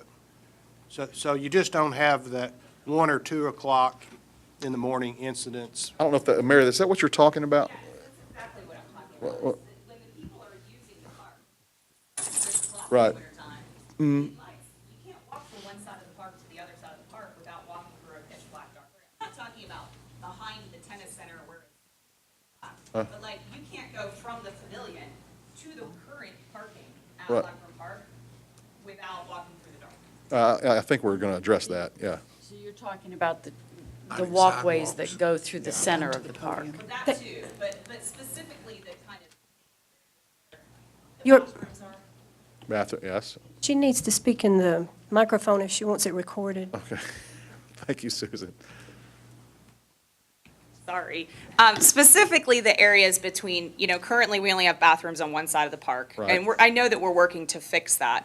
But specifically, if you needed to get from the pavilion to The bathroom, the tennis center, say, because the- during big tennis center events, people will park at the pavilion.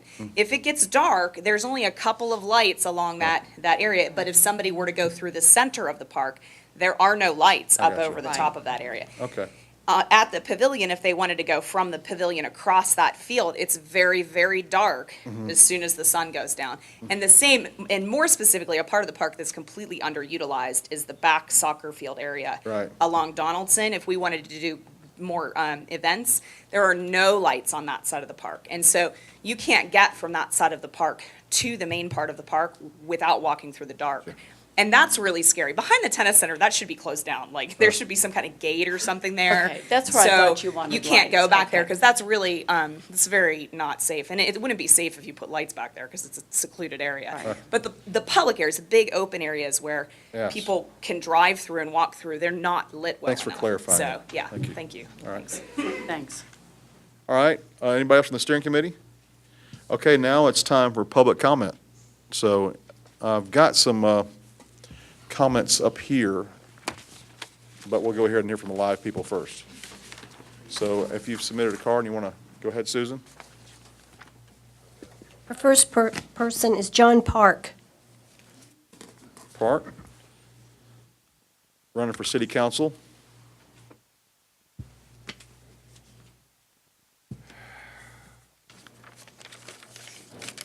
Hello. Hello? My name is John Park. I live on 2997 Skyline Drive over in District 2. First of all, I'd like to thank you for listening to the concerns of the citizens of Brookhaven and starting over with the funding proposal. The other thing is, I'm sure most of you have heard Soccer Fest 2014, but we also had Soccer Fest 2010. And in 2010, we worked with the city of Atlanta, and we had some obstacles, and they were not removed. But in 2014, with the city of Brookhaven, all the obstacles that came in our way when we were organizing Soccer Fest were dealt with by you and by Marie, and I applaud you and thank you very much for your efforts. It could not have happened as smoothly and as excitedly without the support of the city. So thank you. The two things that I wanted to bring up are, one, land acquisition, and two, the importance of the greenways. As far as the land acquisition is concerned, I understand that there is a goal of 8 acres per thousand residents, and that we need to acquire 400 more acres in the city of Brookhaven in order to meet that goal. That is going to be a challenge, and that is going to be, but is also an opportunity, because quite honestly, land is running out. It's kind of hard to make more land. So I think I would like to propose that we find creative solutions, creative ways to acquire and finance that land. For example, the Georgia Environmental Finance Authority has great programs to finance the acquisition of land for passive recreation. And also, in terms of developing a network of a community greenway system, one thing I'd like to point out is it is really not, some people would think that it is a sunk cost. But at the same time, it's something that people want. And one of the consequences is that they did a study in Boulder, Colorado, where they compared land values near greenways, and they found that land values within 3,000 feet of a greenway were about 30% higher. And there are other studies about this, but they range depending on the amenities, depending on how nice the parks are. They range in 10 to 30%. What that means is higher property values, which I think everyone can agree is a good thing. And it can also mean more tax revenue for the city. which means that we can provide even more amenities. So it has a multiplier effect. So, and in doing so, we can also integrate other efforts. We can improve the safety of the greenways while we're doing this. And also, we have flooding and drainage issues on the roads, and we can kind of do those at the same time, because I remember there was a resident of Dresden who had to pay $700 to build up a driveway because it was flooding into their yard. But as a city, we can kind of integrate our efforts in not only providing greenways and paths, but also taking care of some of those other issues. Thank you very much for your time. Thank you. And if your time runs out, you can finish your sentence, but if you need to come speak again, just wait till everybody's gone, then we can start people, all right? So you can follow up later if you'd like. All right, thank you. Next. We have Mary Greer or Geyer. You're good? All right, next. Okay. Rudy Fernandez. I'm glad to see everybody kind of settling in and going back and get some food and sitting down and eating it. I think it's great. What? Announcement, real quick. Go ahead. Real quick, I dropped my wallet in the parking lot, and somebody turned it in, and I got it back, so thank you. That was me. Whoever, yeah. No, it wasn't me. I don't You know can who keep the cash, by the way, I noticed you got that. But, no, thank you, and how about humanity, huh? Yeah, thank you for Yay. whoever did All that. right. Thank you. So I'm very, very grateful. Thank you for hearing me out. I live in in Rebecca's district, District 1. I am a member of the board of the Park Conservancy and also of the Homeowners Association. I just wanted to let you know, and I already told Rebecca, the board of the Homeowners Association is opposed to a lot of the parts of a lot of the recommendations. I'm going to quote an email we sent out to our members. It's opposed to glasses. It's opposed to many of the recommendations for economic and environmental reasons. We're opposed to disturbing the natural areas of Murphy-Candler Park with additional parking lots, decks, and paved paths. Lakeshore restoration and the dredging of the lake has always been a priority, and I know we talked about that. In fact, 44% in our neighborhood survey said that the lakeshore restoration was the most important thing. And I'd like to point out that the survey for the city, while it was comprehensive, it did have some flaws, and it wasn't a Brookhaven survey. It was online for anyone. Right. Which actually brings me to another point. Adding the parking deck, as you pointed out, is to an R100 zone neighborhood, and adding more parking spaces on the east of the dam by tearing down those trees is part of the recommendation. We're on the east side of the dam, between sort of that little field and the parking lot. There's a recommendation of adding spaces to that area. We think that would create more runoff into the lake, and it's a neighborhood. It would look like a parking lot at that point. We're very opposed to that. A lot of the parking recommendations we feel not only would not be good for our neighborhood, but they're also geared towards people who don't necessarily live in Brookhaven. And that's another thing I wanted to point out. I know the council person who brought it up earlier and asked the consultant to consider the customers and the business. I own a business, and a park is not a business. It runs very differently. A person who uses a park may not be someone who pays taxes and votes for you guys. And there are stakeholders who live in the neighborhood, and our property values, our lifestyles are tied into that park. I know you know all this, but it's very easy, I know, especially when you're in business, to say, well, let's look at this like a business. It's not. It's a park, and it serves a totally different function. So as we move forward, I'm happy to hear that you're going to consider the friends groups in the neighborhood when creating the plan. But just for the record, we're very opposed to all the pavement and the parking, as Karen had pointed out. Let me ask you this on the deck. That's not something that I think is going to happen. That's number one, the expense, and number two, just being an R100, I'm not sure that it'll ever fly. Yeah. But there is a parking issue at Murphy-Candler Park. Yes. There are hundreds of Brookhaven kids are involved in the programs down there. There are parking issues because the people are parking on the streets around the neighborhoods, and we get a lot of emails and calls, and our police get a lot of calls. Tow this car, give them tickets. We got to find a way to get people off the street. So Yeah. we're going to have to add some parking in and around Murphy-Candler Park. The amount of spaces that was recommended, I think, was 720. That's not what we're looking for. We're looking for some kind of parking that we can add that is possibly permeable, is buffered, looks right, is classy, like kind of what Ms. Whitehead was saying. So it's funny that we have the competing interests that I hear from folks. Yes. As mayor, been feeling the last 5 months my role as the only elected representative for the entire city. And you have to do a balancing when you're talking about the competing interests. There are people who think one park's getting too much money, and then the same person says, we're not getting enough. So. So you wanted the job, by the way? Yes. I'm enjoying it. I'm enjoying it. Hey, I do. And he will make the decision. Yeah. No. I'm enjoying it. No, I'm teasing you. When I see the improvements that my kids can benefit from, and your kids, and my neighbors, that's why I'm here. Is Well, because of what we can do together to make community improvements. It's not for the pay we get. No, It's I for understand. It's for the gratification. I think that's a good point. I would like to reach out to our community from we can and try to help us come up with a solution. I think honestly, and I don't know this for a fact, personally, if you said someone can either park in front of your house, or we can build a parking deck or tear down trees, or let's say not say, but tear down trees to build more parking, I'd say park in front of my house. I don't know if people say, who complain about that, know that the other alternative is more pavement in their neighborhood. So I think that couched that way, perhaps we could come up with another solution, not just parking in front of their house, but also by the pool in that area.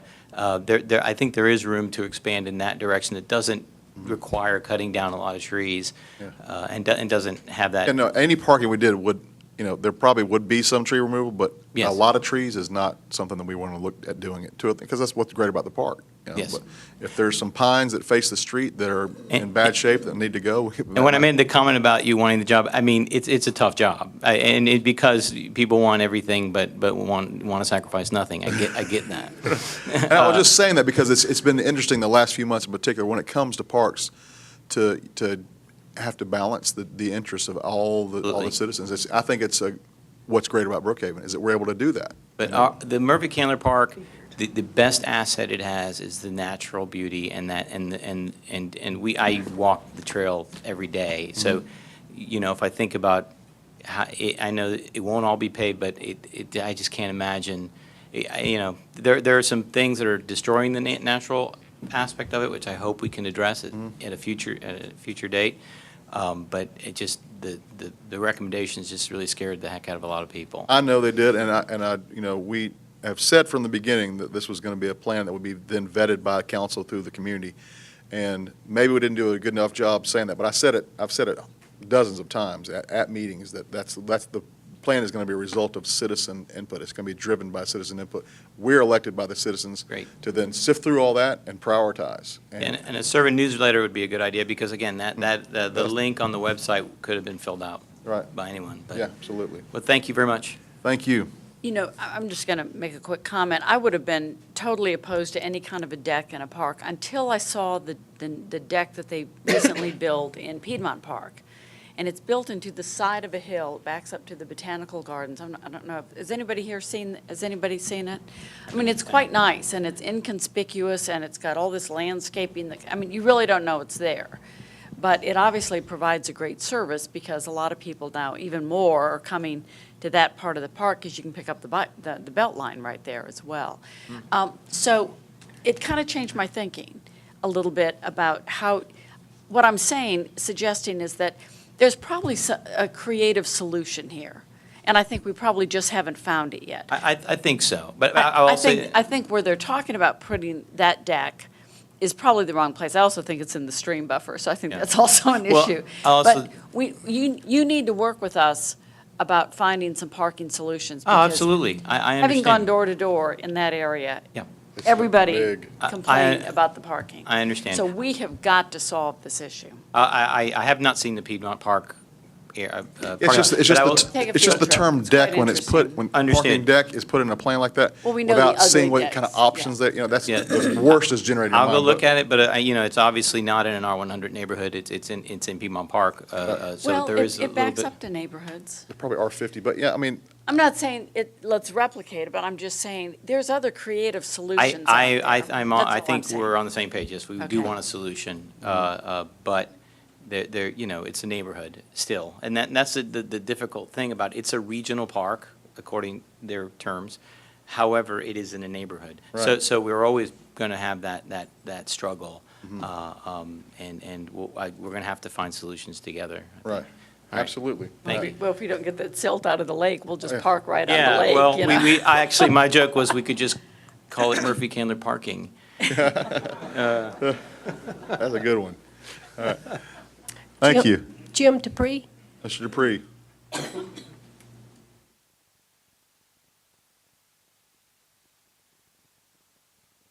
If I heard Marie correctly, certain budgeted items have not been completed by the city because of the failure to get host funds in a timely manner. Is that correct? Not a failure, it's just we don't get them yet. This, All the right, county you- collects them, we have to wait for the county to give them to us. All right, But we'll get them. that really is my question then. Has the city considered using tax anticipation, either warrants or bonds? I don't know what they're called. That's one of the first things we did when we became a city. I think it was that night, we signed a TAN. Yeah, we And- have. You have, and do you still do that? We have a small TAN Right. that we're operating under for this year. We prefer not to get more Right. TANs, We're but, hoping that we won't have to do that for next budget year, but we'll have to see. and that's part of why we talked earlier about changing the fiscal year so that we can have more certainty about when our money comes in and when budget according to when the money actually comes in. All right, so you do have a TAN, We do. We do. but you don't intend to, We'd like to not to have to get ones. That's why we want to change our fiscal year. all right. We have to pay that off in full before the end of the calendar year, so that's coming No, up. I'm very familiar with TANs. I know what they are. I know what the interest rates generally are. I know why they are used. They're very to- low interest rates. I believe it's less than 1%. It I is? haven't checked it now, but I believe it's maybe 75 basis points, maybe 100. It's either 3/4 of Low. 1% or 1%. It's very low. They use it to, of course, to smooth out revenue streams during a year, and I didn't know whether you all have it or not. Was our first TAN, was it 5 or 10 It was million? 5 million. We had a $5 million TAN in our first year, and this year is a About 3. 3. Okay. Then I'll put on a Brookhaven Park hat. Okay? In my neighborhood, I live down the street off of Osborne, District 3. There's been a tremendous demographic change in the area, as you know, and I think it's all in Brookhaven, gotten much younger. You see much more, you see younger people, generally women with strollers, guys with strollers. They can't go into Brookhaven Park. And the reason they can't go into Brookhaven Park is really twofold. You have somewhat of a surprised look on your face. The dog laws are not enforced in Brookhaven Park at all. The joke in our neighborhood is it's the biggest litter box in the city. And they, quite frankly, they scare the kids. And some of the people in my neighborhood have complained about that. A lot of them have, that, everybody says, well, the dog's friendliest. The dog comes bounding up to a child who is either walking with their parent or in a stroller. They come bounding up. The child doesn't know, and the first thing that, the dog owner, not leash dog, says, don't worry, the dog is friendly. It just scares the kids. Right. The kids are scared. The parents don't want to take them up there again, which is a shame because it's a big, very usable park. All I ask for is two things. Please, let's enforce those laws. I believe they're on the books. We need a playground up there. With the youth coming in and the small kids in the area, we have no playground. We have no bathroom. I can't take my granddaughter up there. If she has to go, then I got to take her back home to change her or do whatever. There's no place for that up there. And I think that's a big need in our area. Thank you very much. Absolutely it is, yes. Mr. Thank you. Dupree, I think you might have seen on the plan map for Brookhaven, the dog park that was suggested was fenced. Yes, Okay. but I've seen, and we all may have seen, they drive in, they open up their car doors, and the dogs just come bounding out. So even if it's fenced in, they got to get there, and nobody, I don't want to say nobody leashes their dogs, but all you do is you sit there and watch. They open the doors, as you indicated, and the dogs just come bounding out. Well, the issue with the leash law is that the dog has to be on a leash or by command. And so people can have their dog off, that's what the law says, what the CAB's ordinance that we adopted says, you can have a dog off a leash if they're under command. Well, dogs under command, people are much, in their own minds, when they see a dog approaching, they're much more comfortable when it's on the leash. Sure. I would ask for y'all then to amend your law to take out the on command. That, to me, is so vague. And you never know what that may or may not cover. Whether the dog's been to obedience school, they flunked obedience school, or whatever. There's more. I saw a guy bring us in court one day who was charged with the leash law, came in with his dog to show that the dog was under his command. But then I've seen people who say, oh, my dog's under command, and they're not. And that's right. And as I said, parents are much more, they feel a lot safer if they see a dog on a leash. Right. And Maybe we can amend it to, it's in a park, you have to have, no matter, not the under command thing. well, I'm just talking about in the park. I mean, what Yeah. y'all Yeah, that do might other be- with it. But might I be- think that would be appropriate. Thank you Right. very much. Thank you. Mayor, that is a common law, here, Chris. That is a common rule for parks, that is, your dogs must be on leash independent of the rest of the city. So that would be a very easy way to solve that problem. I know there's a. Unless they're permitted, unless once they enter the fenced-in. That's correct. Dog park. That's correct. There's a problem, at Murphy Candler during games, that there's a problem with there are dog fights all the time because they're bringing them into the close area where on the softball section, people are bringing their dogs, big and little dog, and there are fights all the time. There's signs that say no dogs in this area. But I understand when you have barking crazy dogs, even if they're not mean or vicious, it scares people. Kids are crying all the time because dogs are knocking them down, and we have to, that does need to be addressed. That issue is important. I agree. All right, next. I have Betsy Eggers, but I don't think she's going to speak again. Okay, all right. All right. And Tom Riley. Yes.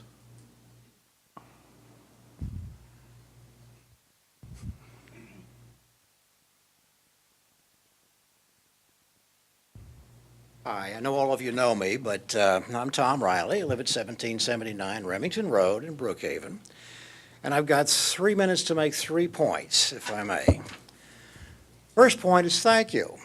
I really appreciate all the efforts you've been making with the Parks and Recreation, the tree protection ordinance, and everything else. I know it's been hard, and I know it's been frustrating, but I think we've got enough of a foundation now to move forward from here.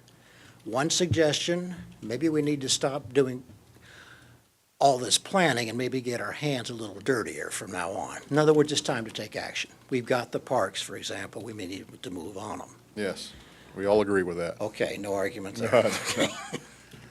Second point, saplings, better known as young trees. I've told several people several times, including in this room, that Metro Atlanta is blessed with the largest urban forest on Earth, on the entire planet, including us. And saplings are part of that forest canopy's future. If you have too big a difference between saplings and real trees, you're going to wind up with no urban forest at all, sooner or later. Saplings are valuable only because they become real trees. The trees that clean up our air and keep our water supply stable and provide wildlife habitat, drop our temperatures 10 to 15 degrees in this area, and just beautify our lives in general. The thing I would ask you to remember tonight, more than anything else, is that real trees are like real people. It takes about 30 years to develop either one. And we need to remember that moving forward here to make sure that the saplings are as well protected as possible. Point number 3, I've been what's called the Area Habitat Coordinator for the National Wildlife Federation since 2007. I know, J-Mac, starting with you, I think back in February, we've had all kinds of informal discussions about this, but tonight, with most of the parks under our ownership, everything else, I thought I would take this opportunity to formally propose that you take the parks for the city of Brookhaven and make them a National Wildlife Federation habitat. The membership costs $20 a year. I think we can afford it. And, of course, the signs are $30 a piece extra to put in the different parks as indicated. But if you'll check the website, which is www.nwf.org, you'll see once again a list of all the huge benefits we can get for that $20 a year. I know it's late. What does it require of us to do? Basically, They you don't already. just give it to you, do they? Well, they don't just give it to you. I've got applications in the car, no pressure, but, you know. Well, bring them up. Really? Seriously? Sure. Okay. All right, I've got one. But basically, the $20 a year, the only thing you need to provide are 4 elements: food, water, cover, and a place to raise young. God bless the world's largest urban forest, because we already have met the 4 requirements. In a couple of areas, special occasions, you might need a bird bath or something along those lines, but we already meet the requirements overall. I just want to make sure that hey, it sounds pretty easy to do. I want to make sure that we don't do anything, that there's something in our plans that will actually have us stripped of our designation if we don't follow some guidelines that No, they no, have. that's partly what I'm here for, too. But as long as you have those 4 elements, you're fine. Okay. And we have tree banks, all kinds of resources. I won't go into the list again. Of course, the website has that. But if you're serious about the application, I'll be back in 10 minutes. Sure, absolutely, sure. Yeah. I know it's late. Thanks for your time, and I'll be right back. Thank you. Good night. All right. Next. Catherine Coy.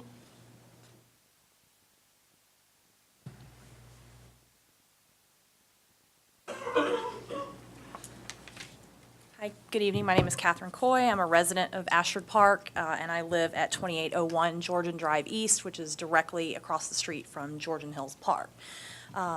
My children are the 4th generation of our family to live in Brookhaven, and the home that we chose was directly related to the location to the park. We would, first of all, like to ask that the master plan be corrected, and that part of the park that has been recently added, south of Bragg Street, be included in the map of the master plan. There is a section, and I have a map if needed, that was added to the park when the purchase was made. I believe it's always been green space, but it was designated as part of the park. And it's overgrown, it's basically a kudzu forest. You have a map there? Yes, I do. May- Put it on that document. The document reader? The table right next, Table. adjacent. Sorry. Oh, sorry, the document. Fancy name for a table. So I don't know if you can see very clearly, but the area highlighted here It's in not gonna work. green is the additional green space.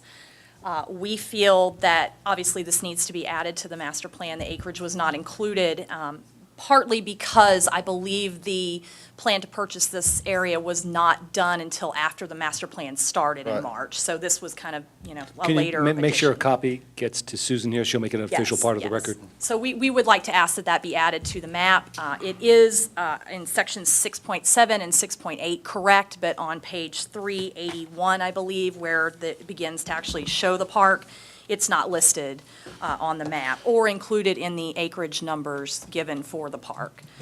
So we would like to make sure that if acreage is going to be used as a gauge for funding, that may, be included as well. The other issue I would like to address is we have extreme drainage concerns in the park. We have had issues with flooding for quite a long time, and the drainage has not been addressed. We have been told by the city that there's perhaps a plan in the works, but we feel like before anything else is done, that needs to be done. Otherwise, the entire park is just going to kind of erode and wash away. The creek is being eroded. It's damaging. There's a lot. We have one lovely bench in the park, and it's unfortunately covered in dirt and mud all the time because the water floods so high it goes up over the top of the bench, and then no one can sit on it. We have a trash can as well. That we have one, and it ends up in the culvert. So. And I have Keep going, I'm sorry, go ahead. We would also like for you to consider an addition to the playground. Both playgrounds are older, and while they are in decent shape, they are not really appropriate for the age of children in the neighborhood. They're more of a toddler playground. There are no stairs in the park. There are no signs in the park. Georgian Hills Park has been neglected for a long time by DeKalb, and it really needs a lot of structural work to be done. So we just ask that the city not forget us, and we appreciate your time. Thank you. Catherine, is there any kind of a friends group at Georgian Hills? I started a group Or called you at- the Georgian Hills Park Revitalization Project, Okay. and we do have quite a few people that participate, mostly over the internet. I find it to be a very busy neighborhood, and we seem to have a lot of trouble getting connected with Yeah. people. We do have a lot of volunteers, but there is a group, and we're, willing to expand that group. So Anybody's you're kind of the contact person then? at this point, yes. Okay. Yes. So would you- make sure Yeah. that Susan has your contact information? Jerry? And Jerry. Say hi to Jer- Jerry. Yeah, Mr. Kinsley, the Parks Department does, and I'm in Okay. contact with them, and they are wonderful, and I appreciate it. but I'll make sure. You know what, we'd like to be able to, because I know y'all have had some cleanups. And Yes. And I didn't frankly know about them before they happened. I know y'all do Facebooking and some other, emails to get people at the cleanups. And we let the Parks Department know. Okay. Per request. Well, right, and so what I would like to do for all the Friends and Conservancy groups is have, when y'all are doing a cleanup, not when you're just notifying parks, but we would like to put it on our website and send it out in our blast that, hey, this is what's happening in parks, so we can get everybody from around the city, not just to be, they'll be able to see other parks that they don't ever go to. So I'm sure there'll be some, you could have some swaps where the Murphy Candler group comes down to Georgian Hills, and then Georgian Hills goes to Murphy Candler, and we all get together to try to beautify all the parks. We would love for the city to participate in that. We have found that the other Friends groups are extremely helpful. They advertise for Right. us. There's a network, so if one of the groups is having a cleanup day, the other groups will post on their Facebook page and say, hey, guys, come on over to this park. Right. The network is very close, and everybody is friendly and works really well together, and so we would always welcome the city, of course, advertising our parks. Mike, can you coordinate with Jerry and his list of parks groups so that we can get a regular program so that we can get the city involved in letting people know about the cleanups and that we can come to some of the cleanups? Absolutely, I'll get with. We've had great reception from the Parks Department as far as them helping coordinate the cleanups and suggesting volunteers. I know they had a bank of volunteers come to them from Oglethorpe last weekend or the weekend before, and they were great about contacting us and saying, hey, we've got this great group of students, what can you use them for? Right. So they've been very helpful. Thank you. Hey, Thank you. J-Max and Yes. Catherine? Yes. Before you go, a reiteration once again is when we appoint our ambassador, that person's job is going to be to coordinate cleanups within the city of Brookhaven in concert with DeKalb County. That gives an awful lot of assets as far as litter picker-uppers, free bags, they'll Yeah, the drop sanitation dumpsters. department's been The very sanitation helpful. department for DeKalb County, we did a cleanup along the North Fork Creek, and the support we had was phenomenal. The supplies they gave were amazing.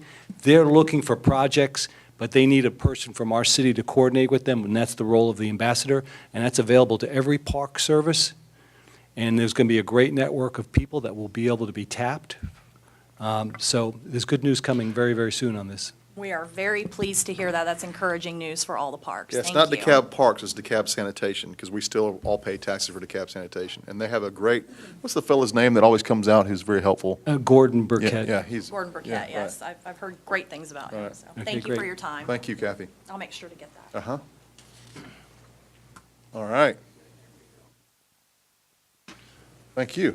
I appreciate it. All right. Does the Thanks, mayor Tom. fill this out, or is this, who does it, or does Rebecca or Bates? The city man. I say Bates. Or the parks guy? Okay, send it, I'm gonna keep a copy, but here, because he gave me two. Put that, okay, if you put that in the record, and we'll act on it too. You'll do that, thank you. And when we do that, we'll let Mr. Riley know. All right. Okay, we have Robert Cudia. Robert, if we didn't say that right, please let us know. Oh, that's close enough. That's close enough. My name is Robert Cadilla. I live at 1417 Sylvan Circle. And I've been a resident of Brookhaven for 15 years now and been a patron of Brookhaven Park, which is my chief interest here. My concern over the parking situation has been resolved. I appreciate the council addressing that. You know, it was excessive, and it overtook a lot of the open space of the park.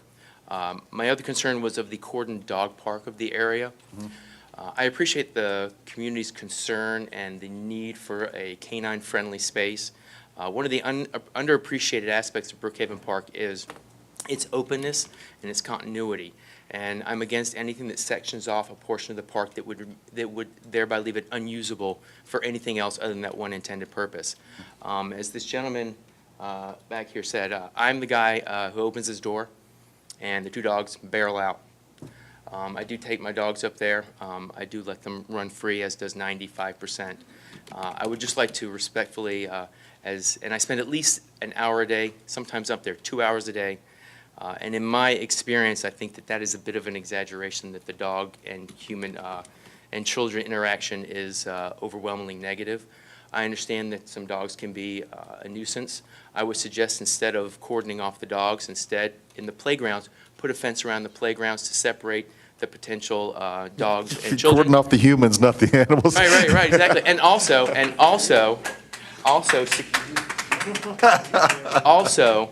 secure our children as well. Right, so put the children on a leash. Well, if the kids are under your command, I think it's fine. Right. I think it's fine. Thank you very much. Thank you for the levity. Thank you. All right. Next, Sue Binkert, does she want to speak again? Sue hadn't spoken yet. Oh, okay, Sue Binkert.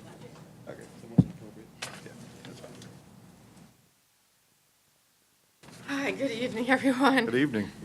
My name is Sue Binkert. I live at 2480 Ellijay, and that is in Brookhaven Fields. I want to make a couple quick comments in regards to the PARC Brookhaven, and that is the Park and Recreation Coalition of Brookhaven. We were established last year, kind of as an extension of the Governor's Commission. And our mission, because we're very young, we did do our mission recently, and that is to communicate, promote, and unite. We're really looking forward to working in collaboration with Jerry and Gary to be able to have that ongoing relationship. We're a really good resource. We have representation from all the large parks, but also there's representation from the parks that we haven't mentioned. We've only really mentioned, well, 3 parks tonight. So there is a large number of parks that don't have anyone speaking up for them, and we really are a collective body to really be able to speak up for those who don't even have friends groups. What part of our mission is to communicate. Part of our mission is to be able to help neighborhoods form groups that don't have representation from their particular neighborhoods. So, again, a holistic approach is what we're really trying to establish. So when you're looking at priorities and you have differences, obviously very differences, I think there is a opportunity for you to be able to get a lot of great dialogue from people. We're developing a website. We have parkbrookhaven.org, so that will be up and running. We have a meeting tomorrow about moving that forward because we want to be able to communicate what's happening in the parks from both the park aspect of the organization, but also in working with the city to put those things out. So that's great to know that would be able to happen there. We want to thank you for the continued dialogue on parks and the continued effort for citizen input. Thank you. Thank you. All right, next. Morelli Finch. Ms. Finch still here? All right. Ms. Finch. All right. How's it spelled? M-I-R-A. I know the last name. Oh, F-I-N-C-H. Okay. I'm always getting on you about your pronunciations. Finch, you got that one right. Finch. Well, how would you say M-I-R-A-I-L-L-E? We don't need it. We can just say Ms. Finch, and Ms. Finch will answer. We don't have to get tongue-tied on the first name. How do I know it's a Mr. or a Miss? You said Mary Lou, didn't you? Mary Lee? It's M-I-R-A-I-L-L-E. Marielle. Marielle Finch. Miss Marielle Finch. Oh, all right. She's gone. Time's up. She's still not here. Yeah, Mr. or Mrs. Finch is not here. All right. All right. Manuel or Marielle, whoever she may be, is not here. Well, this is Sophia Graff Radford. Esther Graff Radford. And Sophia's her daughter. They had to leave. Okay. Joseph DiCarlo. Joseph DiCarlo. DiCarlo. All right? It's not Monte Carlo, it's DiCarlo. All right. Brian Wren. Spell that one now. W-R-E-N, Wren. Wren, okay. Mr. Wren? Finch and Wren. Finch and Wren? Lark, is there a Lark? Definitely Parks people. This one I'm having trouble with the handwriting, but I think it's Peter Gurd, G-U-R-D. He's right there. Okay.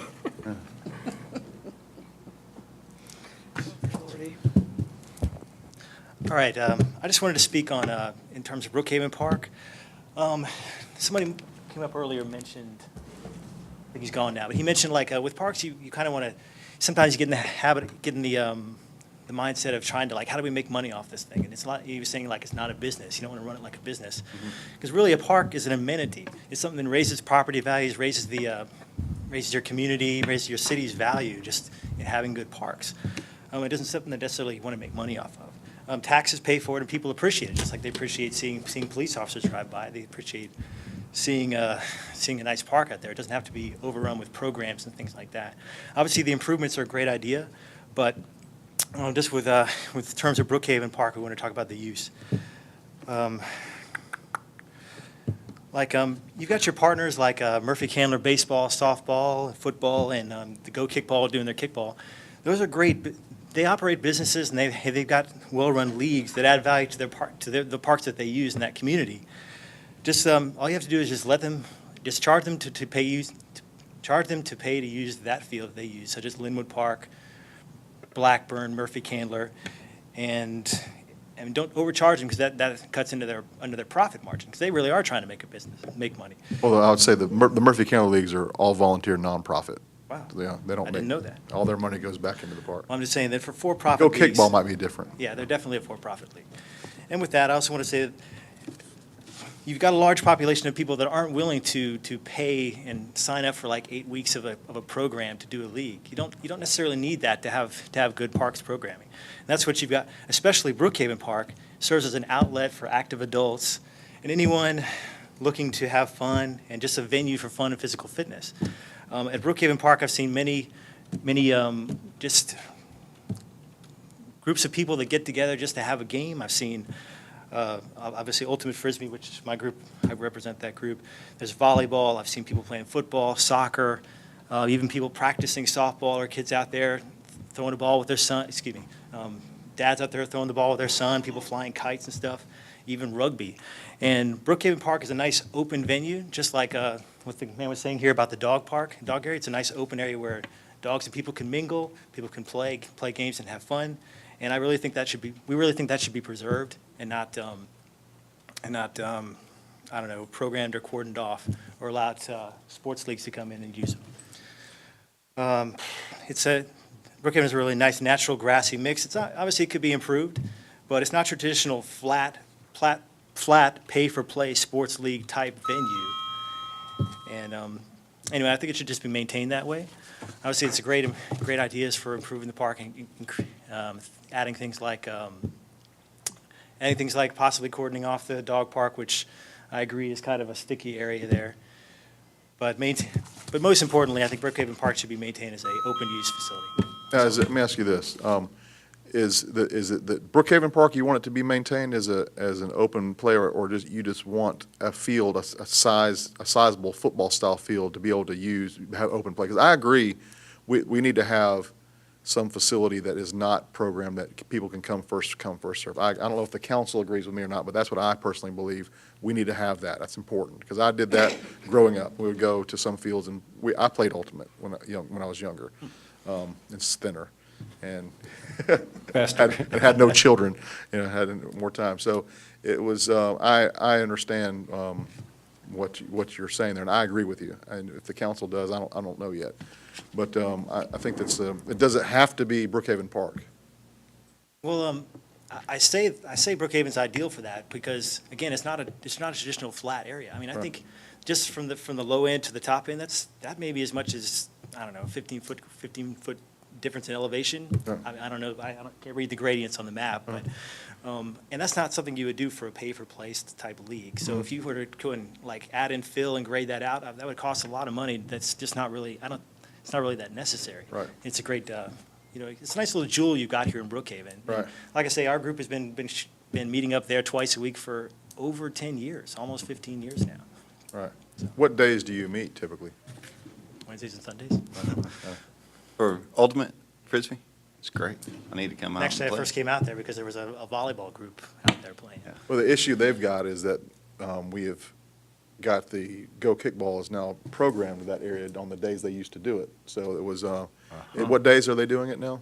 I understand it's Tuesday, Wednesday, Thursday, all throughout the fall, I believe. Okay, I so, think they're going to be taking over the whole area, from what I understand. well, we'll have to. Does not seem fair. As the council representative for Brookhaven Park, I mean, I agree that open green space for, the opportunity to go out and throw the football around, if it's not, for one entity to use that area 100% of the time is certainly not fair. But, I agree with your comments, and they're well taken. We may be doing some direction on that then. I don't know. We'll have to talk about it as a council and see. But I agree, and obviously Bates does, that we need to have some, the non-programmed, non-regulated, as long as you're not doing anything illegal, area for park usage. Thanks. I think. Sally Epstein. All right, Sally Epstein, Epstein. she's gone? Okay. Okay, and Mary Ann Kelly. Thad Elliott. Right here.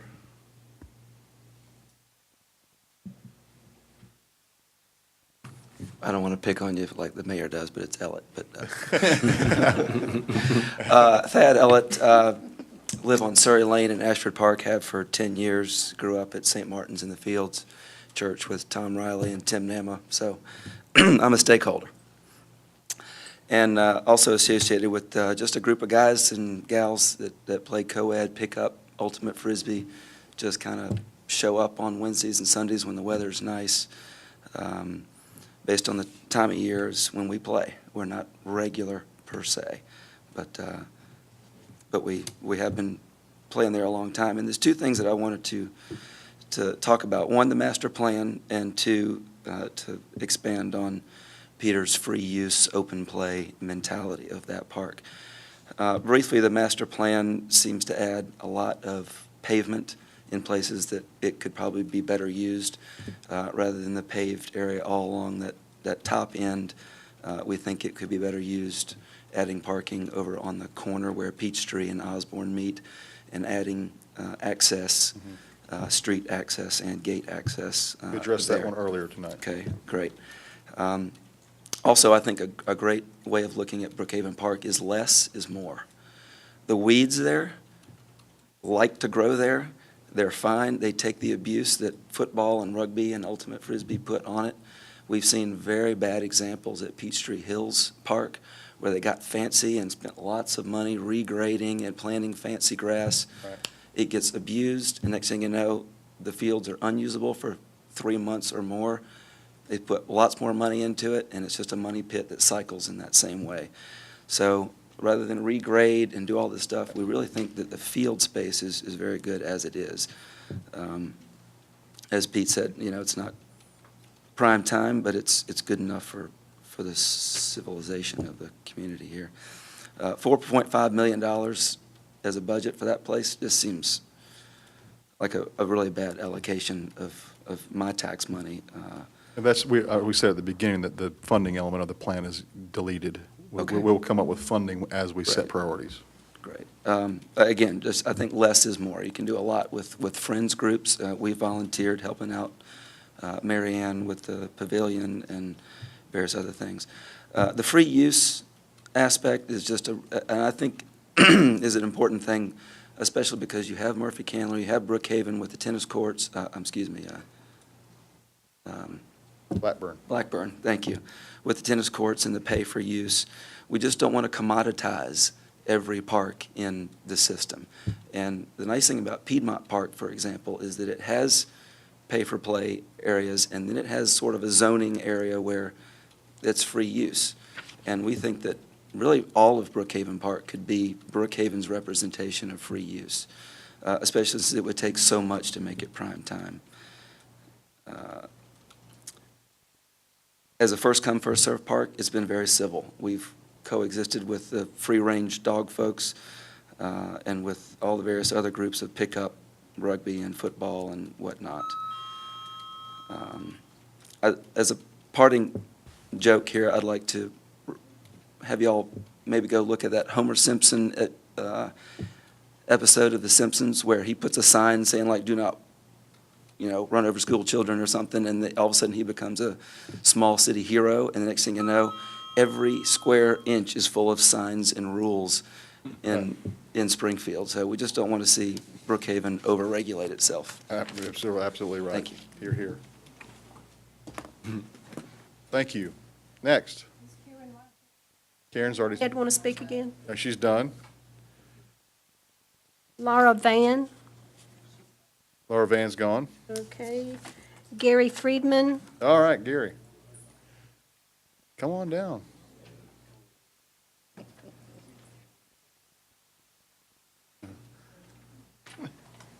Hi, I'm Gary Friedman. I live at 1353 Brookhaven Village Circle, resident of Brookhaven since 1997.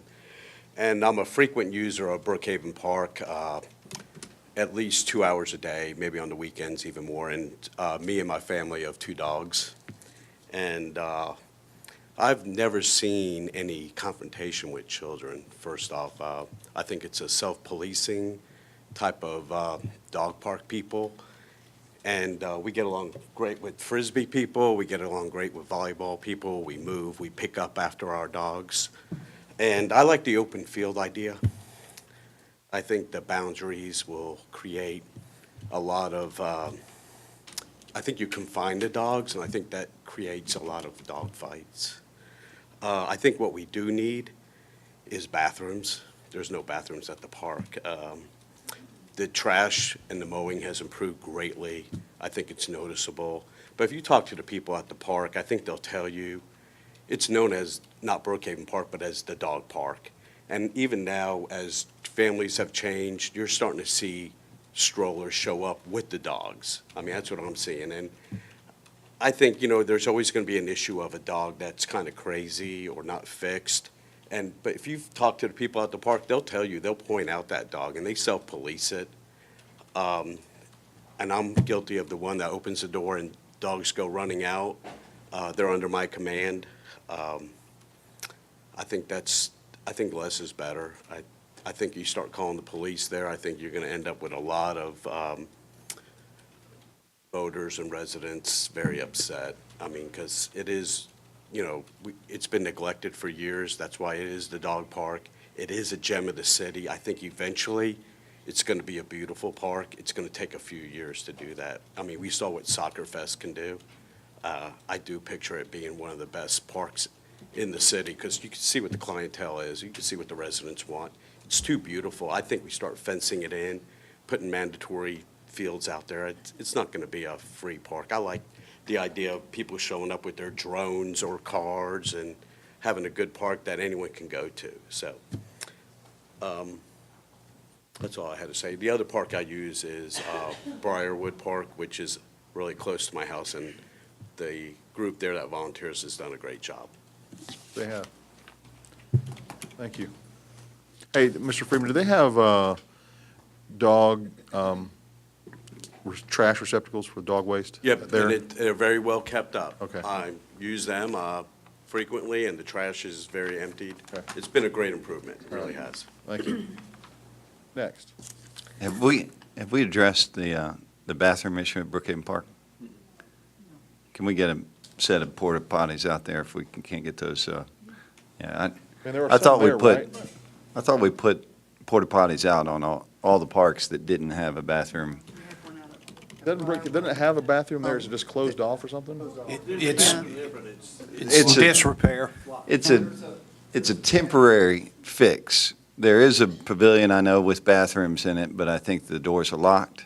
You know, there is a need to have There's a structure there. We don't have to tear it a down. sanitary No. place.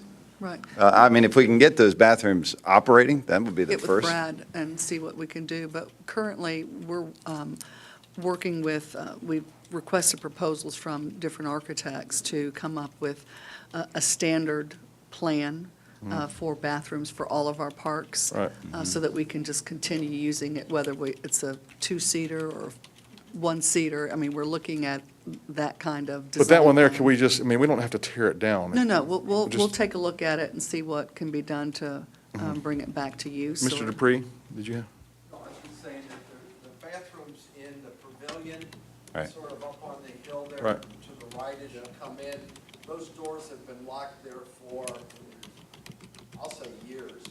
Did we get the keys to that when we got the keys? Have we changed those over yet? We'll drill those out. Yeah. I've been in The those sledgehammer. bathrooms, but it was a We'll good 10 have a years ceremony. ago. We'll have a ceremony It where we was knock the scary. chains off the door, yeah. It's ugly, and I don't think anybody would want to go near those. Yeah, Okay. right. What's that? So we just need to get in there and fix them up and, yeah, we'll Well, just fix We're them. going to look at. We're going to look into that. We'll look into that. Can we inspect that tomorrow? Just have it inspected. I don't know how you're going to get into it, but. you Even need if it's not workable, get the porta potty in there. Right? Well, that's, hey, that's what he signed up for, isn't it, Jerry? Signed up for- I want a picture of this. Yeah. All right. Thank you. Next. Ida Beth Barner. All right, Ms. Barner.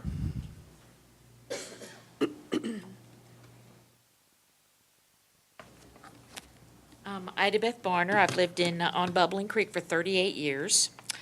I'm very excited about all the changes in Brookhaven, all the things and ways that we can become involved. I belonged to Decatur Business Association for about 15 years, and I'm so glad I can do my volunteering over here now. I'm also on the board of the Friends of the Blackburn Park, and my main question is, and maybe I misunderstood, but I think Marie told us we spent $2,500,000 we've already spent on the parks, and in that amount, you included $100,000 for Blackburn Park? Yes, I did. I just wondered what was it spent on? It was not spent, it's allocated. It's allocated right now. We've just released purchase orders so that we can move forward with bathrooms. And what was the other thing, Jerry? We're doing the Pavilion. bathrooms and the signs. And the signs and what? And the signs, and And pavilion. the pavilion, yeah, improving and That repairing was what was the budgeted. I pavilion. don't know if that's Right. been spent. No, it's not been spent yet. We have 592,000 that's allocated, not yet spent, but the almost 5 million includes this $592,000. So Right. that's what's Thank you, programmed. because I yes. thought, where did they spend Yeah, that thank you. $500,000? Okay. That was just released for the remaining dollars of the 2013 host. Okay, that's wonderful, thank you, we appreciate it, we really do. We love our park. 3 little quick things, community gardens. I don't hear lots said about community gardens, and yet it was pretty high up on the list of things that people wanted. And I'll tell you, in Blackburn Park, there is a secret garden. Yeah. Who? And What? somebody's growing vegetables. We can't in a- have In a that. secret place, and I'm not gonna tell where it is, and we think it's some Asian people that live over in the apartments, but there's obviously a need for gardens, because we got a secret garden, So you mean that sign at the farmer's market that says locally grown, we know where it's coming from now? I'm not saying, All right.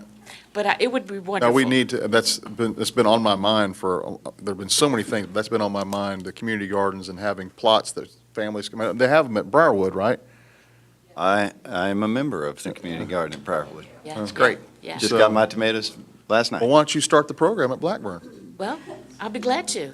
Okay. And get Corey to help you. I'll get some plans going, Corey okay. Self can help you, he and his wife are, And the other thing is for handicapped people, I have rheumatoid arthritis, it would be great to have raised garden beds. So we wanted to be sure we address things like that, and wheelchair people too. Sure. Handicap access. all right? Okay, that's a quick one. The other thing is Brookhaven Arts Festival. Oh, no, it's sad. Breaks my heart, that was so great for families in the city of Brookhaven. We need to do something about I've that. spoken to Chili Fest guy, Shane Aubrey. They do that and a couple other the Beer Fest. They sold the Beer Fest, I think. But he told me that the guy that does the Piedmont or the Inman Park Piedmont Park. What's the arts festival downtown? At Piedmont Park Arts Festival. The guy that does that, he said he was probably interested in taking over the Brookhaven one and having it next year. Sweet, as long as So, we have it, Yeah, yeah. so that's something we need to get, we don't need to lose the momentum on that. It's just 1 year that's not going to happen, and Okay. we're sorry about that, but Well, that's wonderful. that was never a city-run event, but, and it won't be in the future. We just have to find a partner to get it done. Okay. All right. The other thing is, having been so involved with Decatur for so many years, I know and I saw from the very beginning what made them grow into such a good, family-friendly, people-friendly volunteer area. They had a volunteer coordinator. Uh-huh. And Leanne Harvey was great, and she has lists of people and would contact them. I was co-chair for the beach party for 6 years, and we had 300 volunteers that came out in one night, you know, and we made $20,000. We have And it was Sue thanks Sue to Binker, who volunteers. spoke earlier and who was here. I've been working with, and Marie's been working with, and the city's been working with on a volunteer program. She's been doing a lot of good work on that, and we will have a volunteer coordinator. Great, okay. All right. Thank you. Thank you. Thank you for your work. All right. Next, Randy Cron. Crone or Cron? Crone. You should be all the names up here and let me say it. Crohn. That's Crone. Right, Crone, excellent. Yes, hi. Glad to be here, guys. I'm in District 3. I live about 3/4 of a mile from Brookhaven Park off of Osborne Road. It is my home. I've been there for well over 20 years. I've also played outside of Blackburn for well over 20 years. Love the Brookhaven Parks and voted for the city. I love, the reason I'm here, most of the points have been touched on, so I'll be very brief. I love Brookhaven Park for the way it is. I really do. I don't really want it changed at all. I don't think we need any more parking. I think you made some great points about the MARTA, and people coming there for some kind of festival would be wonderful as well. If you need to expand a little bit, that's fine. Put it on Peachtree Road. My main point is the pay-to-play. I think that's wrong. If we're short on soccer fields, if you go right on the edge of Brookhaven to Sandy Springs, you've got that enormous soccer facility right there at Peachtree, Dunwoody, and Windsor Parkway. If you need to maybe add some more fields, maybe you do it at Linwood. It's one of those, you know, some of that open area over there. But I think these fields are so geographically, advantaged, being close to MARTA and close to Peachtree Road. I don't want to see them taken over by leagues. I also play Ultimate Frisbee, and 11 o'clock, I'll see you on Sunday morning. You won't be the oldest guy there if you show up. Mr. Mayor would love to see you play. We just had Frisbee golf in our neighborhood on Labor Day. Which Oh, you did? I did really well for my days in Ultimate. Great, yeah, I'll do it. There There are are the Frisbee rumors, flat. You don't do it up, you keep it flat. it's different. It's a different throw completely, you're right. There were rumors of DeKalb County not wanting to release the portion of the flat fields behind their building. I don't know if that's true or not, or where we are about obtaining those in the city of Brookhaven. I would like to figure out how I could find out a little bit more about how that's going, or who I would talk to. The folks with the Friends of Brookhaven Park can tell you, but just briefly, the park is 20 acres. Figured we could have the park at all 20 acres, but when we came to get the parks, DeKalb told us that the front 10 acres was not a park. And Right. that's what we're dealing with right now. Okay, so we're working on that. Dog parks, I never heard that there were problems with children. I appreciate the gentleman talking about people with small kids having problems at the park. I see people with strollers there all the time. I would love to see it as it is now, not enforced, with dogs running all over the place. I take my dog there. Everybody seems to self-enforce it the best you can. I'd be willing to compromise and have some sort of designated dog area, provided it's big and ample enough for dogs to run around, but I love it the way it is. Thank you. All right, thank you, Mr. Crone. Next. You can call this one. Okay. So it's endearing that you get names discombobulated. Where are we here? There's no name on here, is there? Okay. Ravi Subramanian. That's close enough. Subramanian. Yeah. Yes. Right. I don't know if I'm eligible to speak, because I live across the street from Brookhaven, and I have no control over whether I would be in Brookhaven or Chamblee or. Shut him down. All right, but I spent 2 years in Post Glen, which is just across, just Yes. adjacent to Brookhaven Park. And that's how I know these guys, because of the open nature of that game. I just walked down and I said, can I join you guys? And I would never be part of this community if I didn't have that opportunity. So I just want to reinforce the need for something to be open, because the having to get into a league and planning, to get people together, being part of a team, meeting deadlines, is just too onerous and creates a huge barrier for accessing these parks. So I appreciate your willingness to take our comments. I also want to reiterate some of the things that may have been said before, and it has to do with the constrained nature of our spaces. Now, when I think there was some numbers mentioned about how short we are in terms of park space. And I think constraining it even further by allocating space for specific uses leads to more inefficient use of space. And as an example, the 2 tennis courts that are not very far away from Murphy Candler, they're hardly ever utilized. Right. And I think just designating spaces for specific sports and investing the the effort and monies into dedicating spaces for specific sports, I think is an inefficient use of resources, because that comes with the additional expenses of maintenance and so on. So I just urge all of you to consider that maybe the most cost-efficient option is also the most accessible option for everybody. So I won't take any more of your time. It's rather late, but I just want to reinforce the the benefits of. And secondly, somebody mentioned obesity as an issue, and I think we only talk about sports when we say youth leagues, softball leagues, or things that are highly individual in nature. Walking trails and. Well, if you charge a team to access a park, why not charge people to walk through the park? I mean, so I think also, I view a park as a public good, and I think that's how it should be viewed. And charging people to access that, I think, is getting, I think there's a balance where you have some of that, because you're going to have organized leagues, and if organized leagues have costs and they have to charge registration fees, and they want to. They're putting funds back into the parks they're using, like the leagues do at Murphy Candler. I think it works out and it is very efficient, but I think we need to have some of both. I think we need to have. Thank you. Or a balance of the two. Right. Thank you so much. Thank you. Next. I don't have any. You have Wait a some? minute. Corey Self is here, and does he have a card? Has he filled out a card? No. Sit down. No card. Corey Self, I'm waiting patiently. newly elected chair of our ZBA. Waiting very patiently. Yeah. Corey Self, live at 2692 South Bambi Lane in District 2. I'm encouraged to hear everything I've heard tonight. I made it in just a little bit. I don't know, it was probably 5 o'clock or so by the time I got here, so I missed a little bit at the beginning, but very encouraged to hear everything that's been said. I would like to hear a little more about, we have this plan saying that we need to add 400 acres of parkland.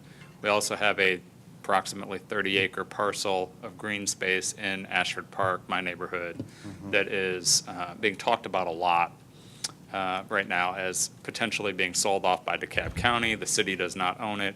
I'd like to hear, is there any plan in the works currently to try to acquire that property and have it be part of the park space? I know I've seen an email to that effect.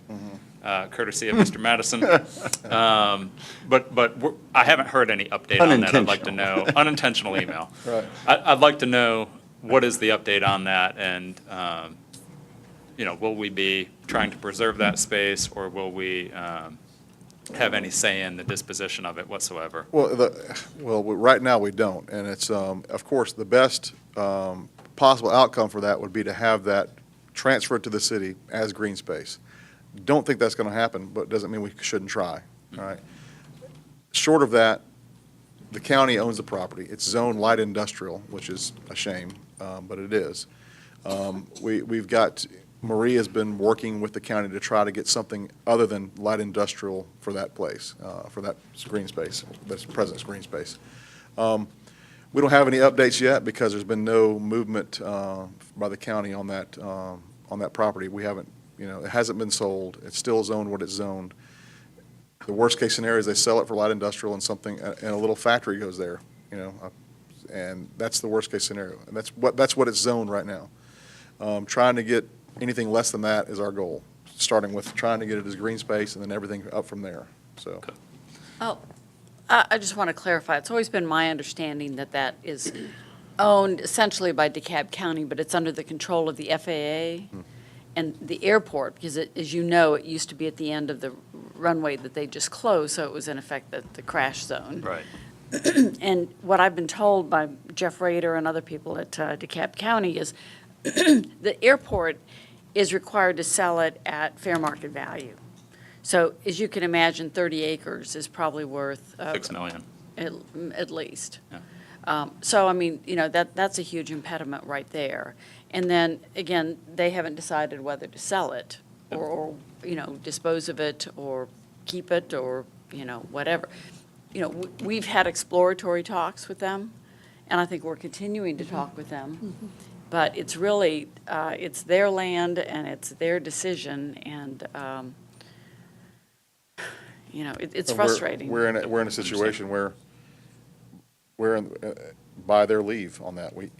We're kind of at their mercy on that, and we're trying, and Marie's got a great relationship with the chief of staff of the CEO, and trying to do anything to keep it from being what the worst could be, which is what we're facing is a 30-acre parcel that is zoned light industrial, and we want to try to prevent that.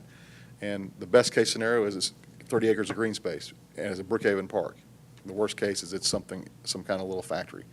So somewhere in between is probably where we'll fall, not commercialized, but that's what the realistic picture is. So absent that parcel, the bigger picture, if we are to acquire 400 acres of land somewhere in the city, how do we go about doing that? Is that? I don't know that we need I think they said it's 8 acres per 1,000, right? So that'd be 400 acres total, right? Okay, so another 150 We have acres. so 150 acres. So another 150 acres. Right.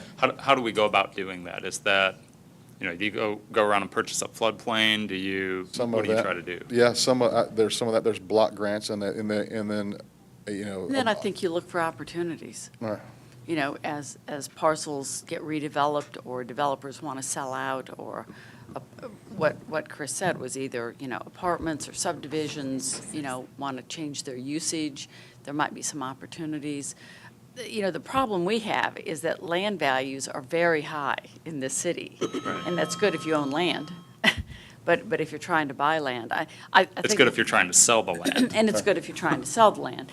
We've tried to get a better handle on the FEMA properties that the county has already bought up, and trying to make sure we've gotten transfer of that, what other green spaces they've designated. And at some point, trying to connect some of those, I think is probably, in my mind, one of the better opportunities that we have right now. And 1 acre of that green space, the 30 acres there, would be $500,000. $500,000 in District 4 could probably buy 5 acres, 10 acres of floodplain parking lot, or if not more. So we got to be careful about how we allocate, funding and for an area that has no parks at all. It'd be great if we could buy, if they cut the price for it, if they give us a reasonable, number for that, we could probably finance buying it or something. But we don't know yet, because we just don't know what the county, I don't know if it's $6 million or if it's worth $10 million. Probably worth a lot to some people and to some kind of developments, so we'll see. But I also think, to your point, Corey, that it would be wise for us to look at strategies for saving money, allocating money that we can earmark for these opportunities when they arise. Because right now, we've got, by the end of this year, $2 million in reserves, hopefully. The goal of 3.5 by the end of next year, but still, that's not enough to scratch the surface on a 180-acre purchase. So 150. Or 150. So I think that that's a good suggestion of something we should consider is, look, let's allocate the portion of this money for this purpose. But I think it should be, the consultants can also be helpful there, and that I think there are other strategies, particularly when you look at economic redevelopment in areas like District 4, where potentially you might have land swaps with developers, and you might have the ability to get portions of the development funds allocated to the city for the purchase of green space. And I think all those things, that's why our professional staff is there to make those recommendations to us, but I think it's a good strategy. And we need to consider. I think one of the best chapters in the consultant's report is their suggestions on funding, future funding, because they're aware of all these different strategies, whether it's from zoning to redevelopment bonds to, grants. And I think we need to go through each one of those and really examine and try to start implementing, when and how we can, because it's a long-term play. Right. Rebecca, just to follow up on a comment you had made, you mentioned trying to transfer the FEMA properties over. Would that then become green space? Is that? part of the trail system. I think so. I don't know the restrictions on the FEMA properties, but they obviously took houses off of there because they flooded. Right. They couldn't be built upon, so you would want to incorporate them into a green space program. I think the Little Nancy Creek might have been a floodplain FEMA purchase, Right. and it's now a beautiful park right on the other side of, on the City of Atlanta side of historic Brookhaven. Right. City of So- Atlanta didn't fund in the construction of it, but they did purchase the park. Yeah, so on that note, there are 2 lots at the end of my street at South Bambi and Dresden on either side of the creek that were FEMA purchases. They've torn the houses down. DeKalb County back in 2011 or 12, when they bought those, said they had plans in 14 or 15 to come back when FEMA dollars were available again and buy another 6 homes coming up the street. I wonder, is that something the city would now take over, or is that something that DeKalb County would still handle with FEMA and, And you know? I think we'd be the jurisdiction on that. I know you've been looking into some of that, Right. because a lot of the property you've mentioned from the beginning, the FEMA properties, and that were bought with federal and state Correct. funds, or the state, what was the state funding that bought some of those? The green spaces. Correct, the green space, that was through the governor's Right. program. Right. Yeah, it just seems to me that FEMA dollars used to purchase that green space would be a great way to fund our park purchase, rather than taking on a bunch of debt. Right, sure. There actually still is a portion of unspent park green space allocation money with DeKalb County that our citizens are paying the bond tax Yeah, repayments we got- on. there's a- So yeah. if we can convince our county commissioners that there's an opportunity here, I mean, that money, I know that some of that money is still Yeah, unspent. Jeff Rader has talked to us about that, and he's been very amenable to doing that. He's got an uphill battle probably with the county on getting us those funds released, because we're Brookhaven residents paying the interest on those bonds, and we haven't gotten the full allocation. Yeah. So we should be treated just as anybody else in the county. Well, if you can start with South Bambi, I'd love to see a park on my street. Right. Thank you, guys. Thank you, Corey. One more. One more? All right. Y'all can't leave after after everybody's finished, had their say here. I've got a stack of things I've got to read into the record, so I want to make sure y'all listen to all those. Thank you. Go ahead. My name is Sally Ridenhour. I live right behind Brookhaven Park. My back door goes out the park. And as you could probably tell from my facial expressions, I'm very passionate about having the dogs remain able to be free and be there. We have done beautifully. We get along fine. Everybody does a great job of making sure that things go well. I think you've heard plenty of people say how well it's worked, and I think it's an unusual space because it has sort of different facets, and it's going to be really hard to have enough room to fence in a small park for the dogs. And I would just really, really ask you to think hard about that concept, because I think it's going to mess up what we've already got that everyone is very happy with.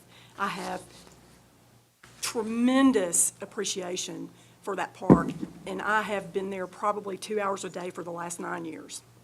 So I have seen a lot. It's not always perfect. Even people get in fights, but by and large, it is really done well, and people have loved it. And with respect to the parking, I have a question. The DeKalb Service Center has that huge parking lot there. Are we not allowed to use that for some reason? Because that's plenty of parking. It's almost never full. So I guess my question to you is, why do we need more? I know we sort of agreed where it would be, but why would we need more? It's not something that, I think we need to have some parking at the park. It's there, though. I mean, I've been there a bunch, and they're empty spaces. But So the sports, I mean, these guys seem to say that there's plenty of space there, too. I just wondered if you had thought about, there used to be a rumor that no one could park there. It was supposed to be used just for that center and not for sports. it's what we've been, that's what the county told us. And But, I mean, that's don't- ridiculous. It's at nighttime. They're not there. And I think, are they there on the Right. weekends? No. Regular school hours. It's I like think I'm not going to 8 tell you to to go park there, but the county told us we couldn't, so. But Well, can you fix that as our mayor? Fix that, sorry. I'm nervous. Can you please fix that as our mayor? You say, you were trying to say flex and fix. Well, either way, whatever it takes. Well, that's county-owned property, and we're trying to get it, and if we get it, we'll do what we want to do with it.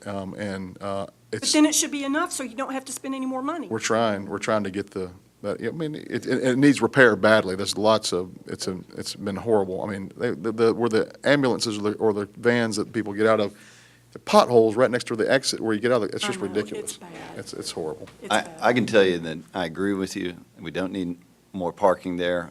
From If we my don't. observations, the parking issues are people want to get close down past the park, and so those, they don't park on the top, where the service center area is, just because they want to get closer to the dog park area.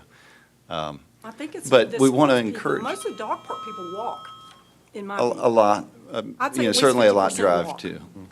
So, thank But I also think that, we should be encouraging people to walk and bike to that park, and, Absolutely. it's, Thank you, Ms. Ridenhour. the point's taken. Next. Was that the last one? Okay. All right. That it? Everybody's had their say? Sure. Let's take a break. Can we do that? Can we take a 5-minute break? I'm gonna have to go. Or you can go. I'm about to take off my jacket. Mayor? Yes. I have a 7:30. That's so fine. You know, I'm willing to sit here and listen. We won't be in quorum. We started a meeting. That's fine. Okay. We don't have to adjourn or anything. We didn't, do we? We didn't have to do any motions. I mean, we opened it as a, Okay, all right. do you want to close it and just? Let me take a 5-minute break, and then we'll come I'm back. going to leave. Okay. We can, The first one's taken, but do you I make want a to read it motion? in the record? we'll go into recess. Yeah, we'll. Make a motion for recess. And you're saying if you leave, then we won't have a quorum to have the. Right, and then you could just continue informally. Okay, so we're gonna. Power through it. Okay, well, no, Joe's got to leave. I got to leave, and then we won't be in quorum. All right, Well, we have 3. And Bates has got to leave, too. gotta leave. Okay, so we're going to close the meeting, but we're not really closing it. We're just going to adjourn for right now, and then we'll come right back. I make a motion to close our meeting. Adjourn. Okay. Seconded. Any discussion? All in favor of adjournment signify so by saying aye. Aye. All opposed? All right. So now we don't have to worry about the not having closed the meeting, but we'll be back in 5 minutes. Who wanted to speak? Terrell. She hadn't spoken yet.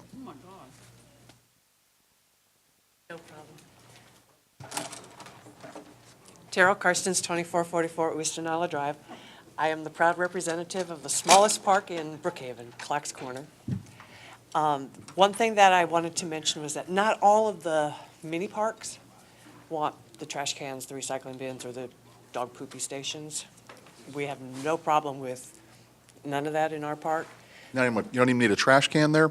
No, it encourages people to Put their trash in jog the- by, come by, drop their dog. I mean, it's just, and so we don't have a problem with that. The signage to Okay. make us compatible, or, uniform with the rest of the city, yeah, we love that. Small version of that. Small, so yeah, size, same thing at Parkside, stuff like that. The only other question I really had was, since we're now getting through the master plan stage, what's next? Because as they talk about the implementation plans and the next required, are there any required plans, or just as our choice where we want to go next, we need some help and explanation? These- Like an these- implementation. These plans are not required. They're referenced in our comp plan, so they will, like the Beaufort Highway in the transportation plan, they'll be a part of our master plan. But these plans can change over time because they're not bound by the law like the comprehensive plans are. But next is starting putting shovels in the ground. Oh, because like design plans and stuff like that, at Clacks Corner, we had a professional do our design plan, and you're welcome to it. The irrigation system, I've got the manual, I've got. But your park's exactly how you want it, right? Or do you want, I mean, there's things that we're like, probably 80% complete of what our plan is. Uh-huh. But to spend money to design something, I mean, we can show you what we Sure. had the neighborhood approved and Right. all of that stuff. Absolutely. And surveys, I mean, some of us have some of that stuff, Mhm. but. Yeah, well, get them to Jerry. I mean, the parks groups that have plans, we can't promise that we're going to implement every portion of what they have in their plan, but we want to incorporate that and use it, start as the base, and sometimes maybe we will do everything that's in the plan, but we want to have the plans that are associated with the parks because the neighborhoods obviously came up with those, and we want to have them Right. be kind of directing what goes on there. So if you have the plans, well, please get them to Jerry, and we'll be able to, and then have your group meet with Jerry, just like, with Gary, like every month, for the maintenance schedule and any other information you want to give, or you want us to know about. And then, do you want me to turn over the sprinkler system book and all that stuff? Because I've got everything, who installed it, who does the maintenance on it. Yeah, I'll just talk to Jerry. Our manual, our book, because Yeah. I program the sprinklers, so you're welcome to, okay, I'll get that to you. You can keep programming the sprinklers, I would think. Yeah, All right. I'll make a copy of that page of the book. All just- right. I can't program my own sprinkler, so. All right, thank you. Kathy?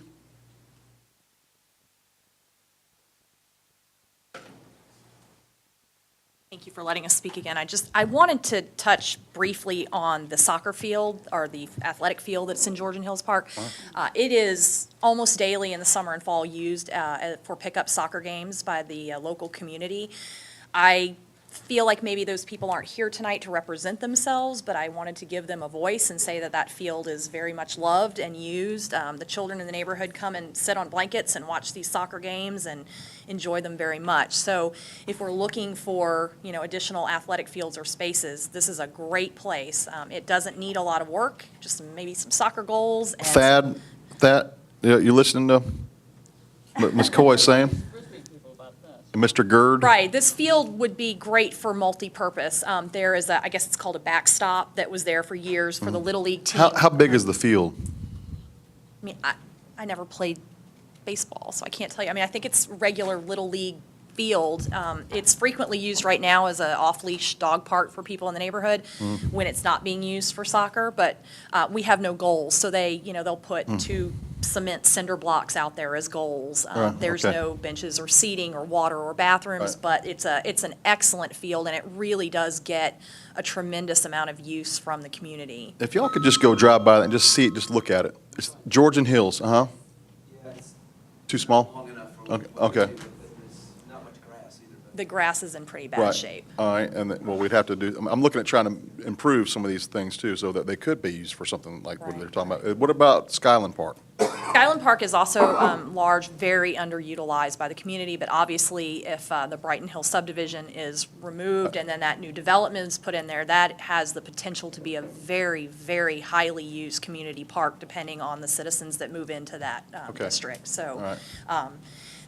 I don't think there's a lot of representation for Skyland Park, and I don't think it's used as much because it's kind of cut off. But again, with the plot of land that is on the south side of Bragg Street, that would very easily allow us a trail that would connect Okay. Ashford Park to Skyland Park, and then allow a lot of people to go over there to use the larger You mean field. Georgian Hills to Skyland? I'm Park? sorry, Georgian Hills to Okay. Skyland Park. All right. So, but we would love to see those athletic fields, not overly done, but Right. just maintained a little better and utilized for the community that uses them.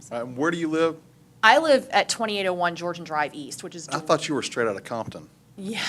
Is that, no, you waited till off the record, didn't you? I grew up in the south side of Atlanta. My grandmother moved to Ringgold Road in Ashford Park in 1966, and my parents currently live in Ashford Park. My sister lives in Ashford Right. Park, and I live in Ashford Park. All our children go to Ashford Park Elementary, as did my aunts and uncles. Right. So we've been here in No, this I was, neighborhood. I think, isn't that I your know. Facebook tagline or something? Several years ago. Right. Thank you. Thank you. All right. Can I speak to that? Yes.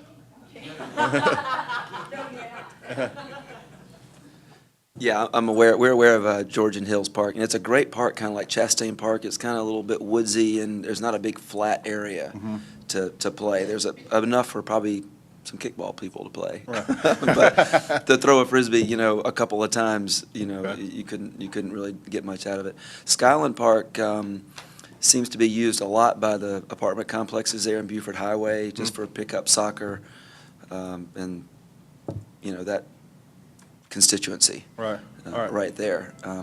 So another one of our points, this will be my last I'm not trying to point. drive you off a break. I'm just trying to give you, if there's something temporary that you have to do, I'm just Right, trying to we figure out. actually, because of the Go Kickball crowd, Pete actually walked the length of Skyland Park, and I think it is fairly grassy and pretty satisfactory, but as far as long enough for our use, we decided we'd try something else instead. All right. So, And, yeah, we just don't want to be relegated to the back bench, while No, the yeah. corporations and their kickball take over and push us taxpaying residents, Right, to no. places we don't really All right. fit our needs. All right. Thank Well, you. Thanks for making us aware of the situation. I wasn't aware of it. Appreciate it. All right, next, anybody? All right. Oh, he's going, okay. Anybody else? All right, going once, 'cause I'm gonna start reading these comment cards. All right. This is Denise Johnson. Hello, Ms. Johnson. I strongly support creation of North Fork Peachtree Creek linear bike walking path. All right. Denise Johnson again. Brookhaven Park, please do not pave and install 250 parking spaces in this beautiful green space, arguably the most beautiful green space in Brookhaven. Check. Please leave Brookhaven Park open. This is from, both of those were from Ms. Johnson. This is Ms. Ridenhour. Okay, so we don't need to do Ms. Ridenhour. Laura Van, she wasn't here, right? Priorities for Blackburn Park. Community lights at Pavilion and behind Tennis Center, bathrooms at Pavilion, survey and maintain current landscape and no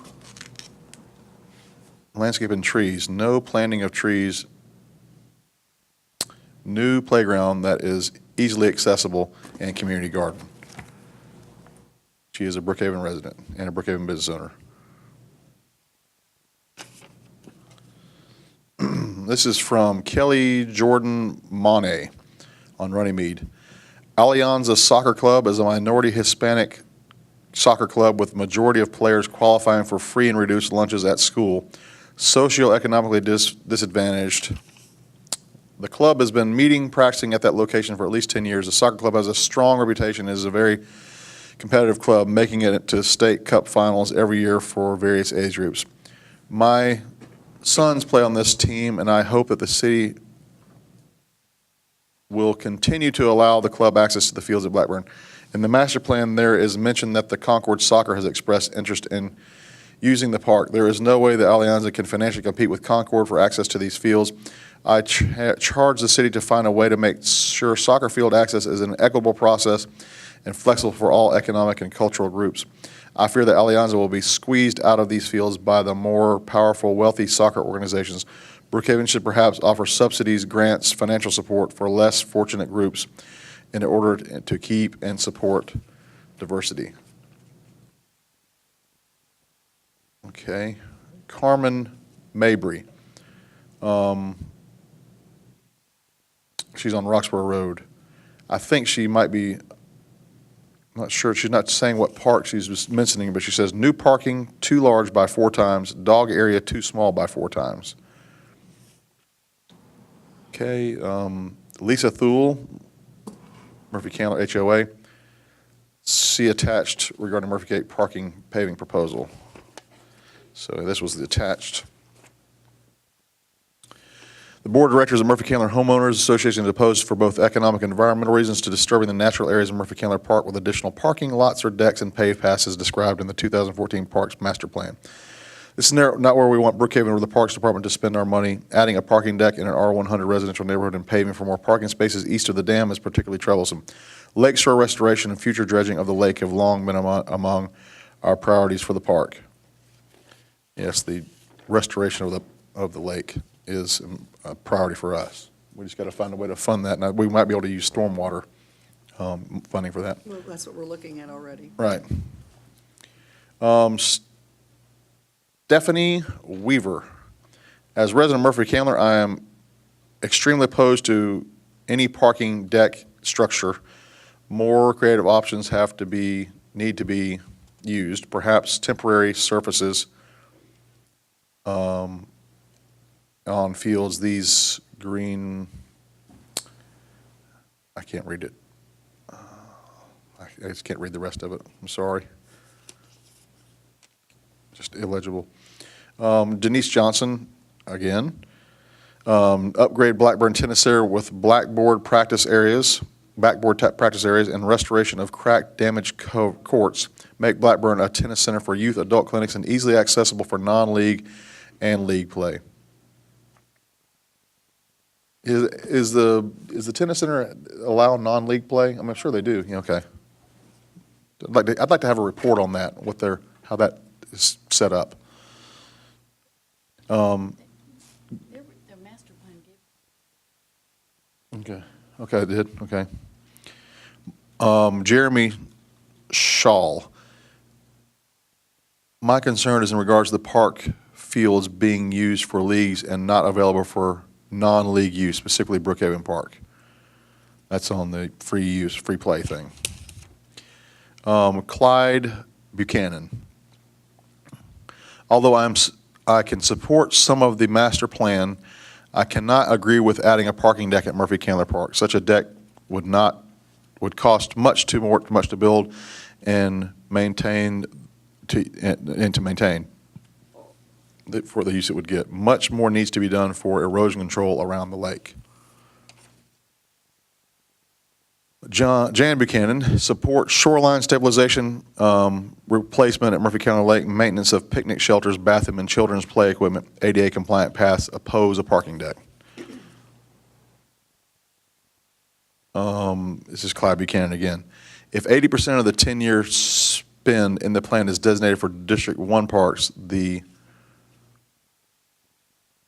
money should be reallocated to buying parkland in Districts 2 through 4. The two things that stuck out to me is nobody wants the deck at Murphy Candler. Nobody likes the funding formula in the parks plan. So I'm glad we dealt with both of those preliminarily. All right. It is 8:07. I just want to tell you, for the folks that stuck around, I really appreciate it. This was great. Might have one more of these. It just depends. I know y'all are excited about that, staff. But this has been wonderful and useful. It confirmed some things we knew. It made us aware of some things we didn't know, and that's what public comment and public input is all about, and that's what Brookhaven is all about. So, thank you for coming, and we appreciate it. And we'll see you next time. Yes, you can clap if you wanted to clap. He was clapping. He was about to clap.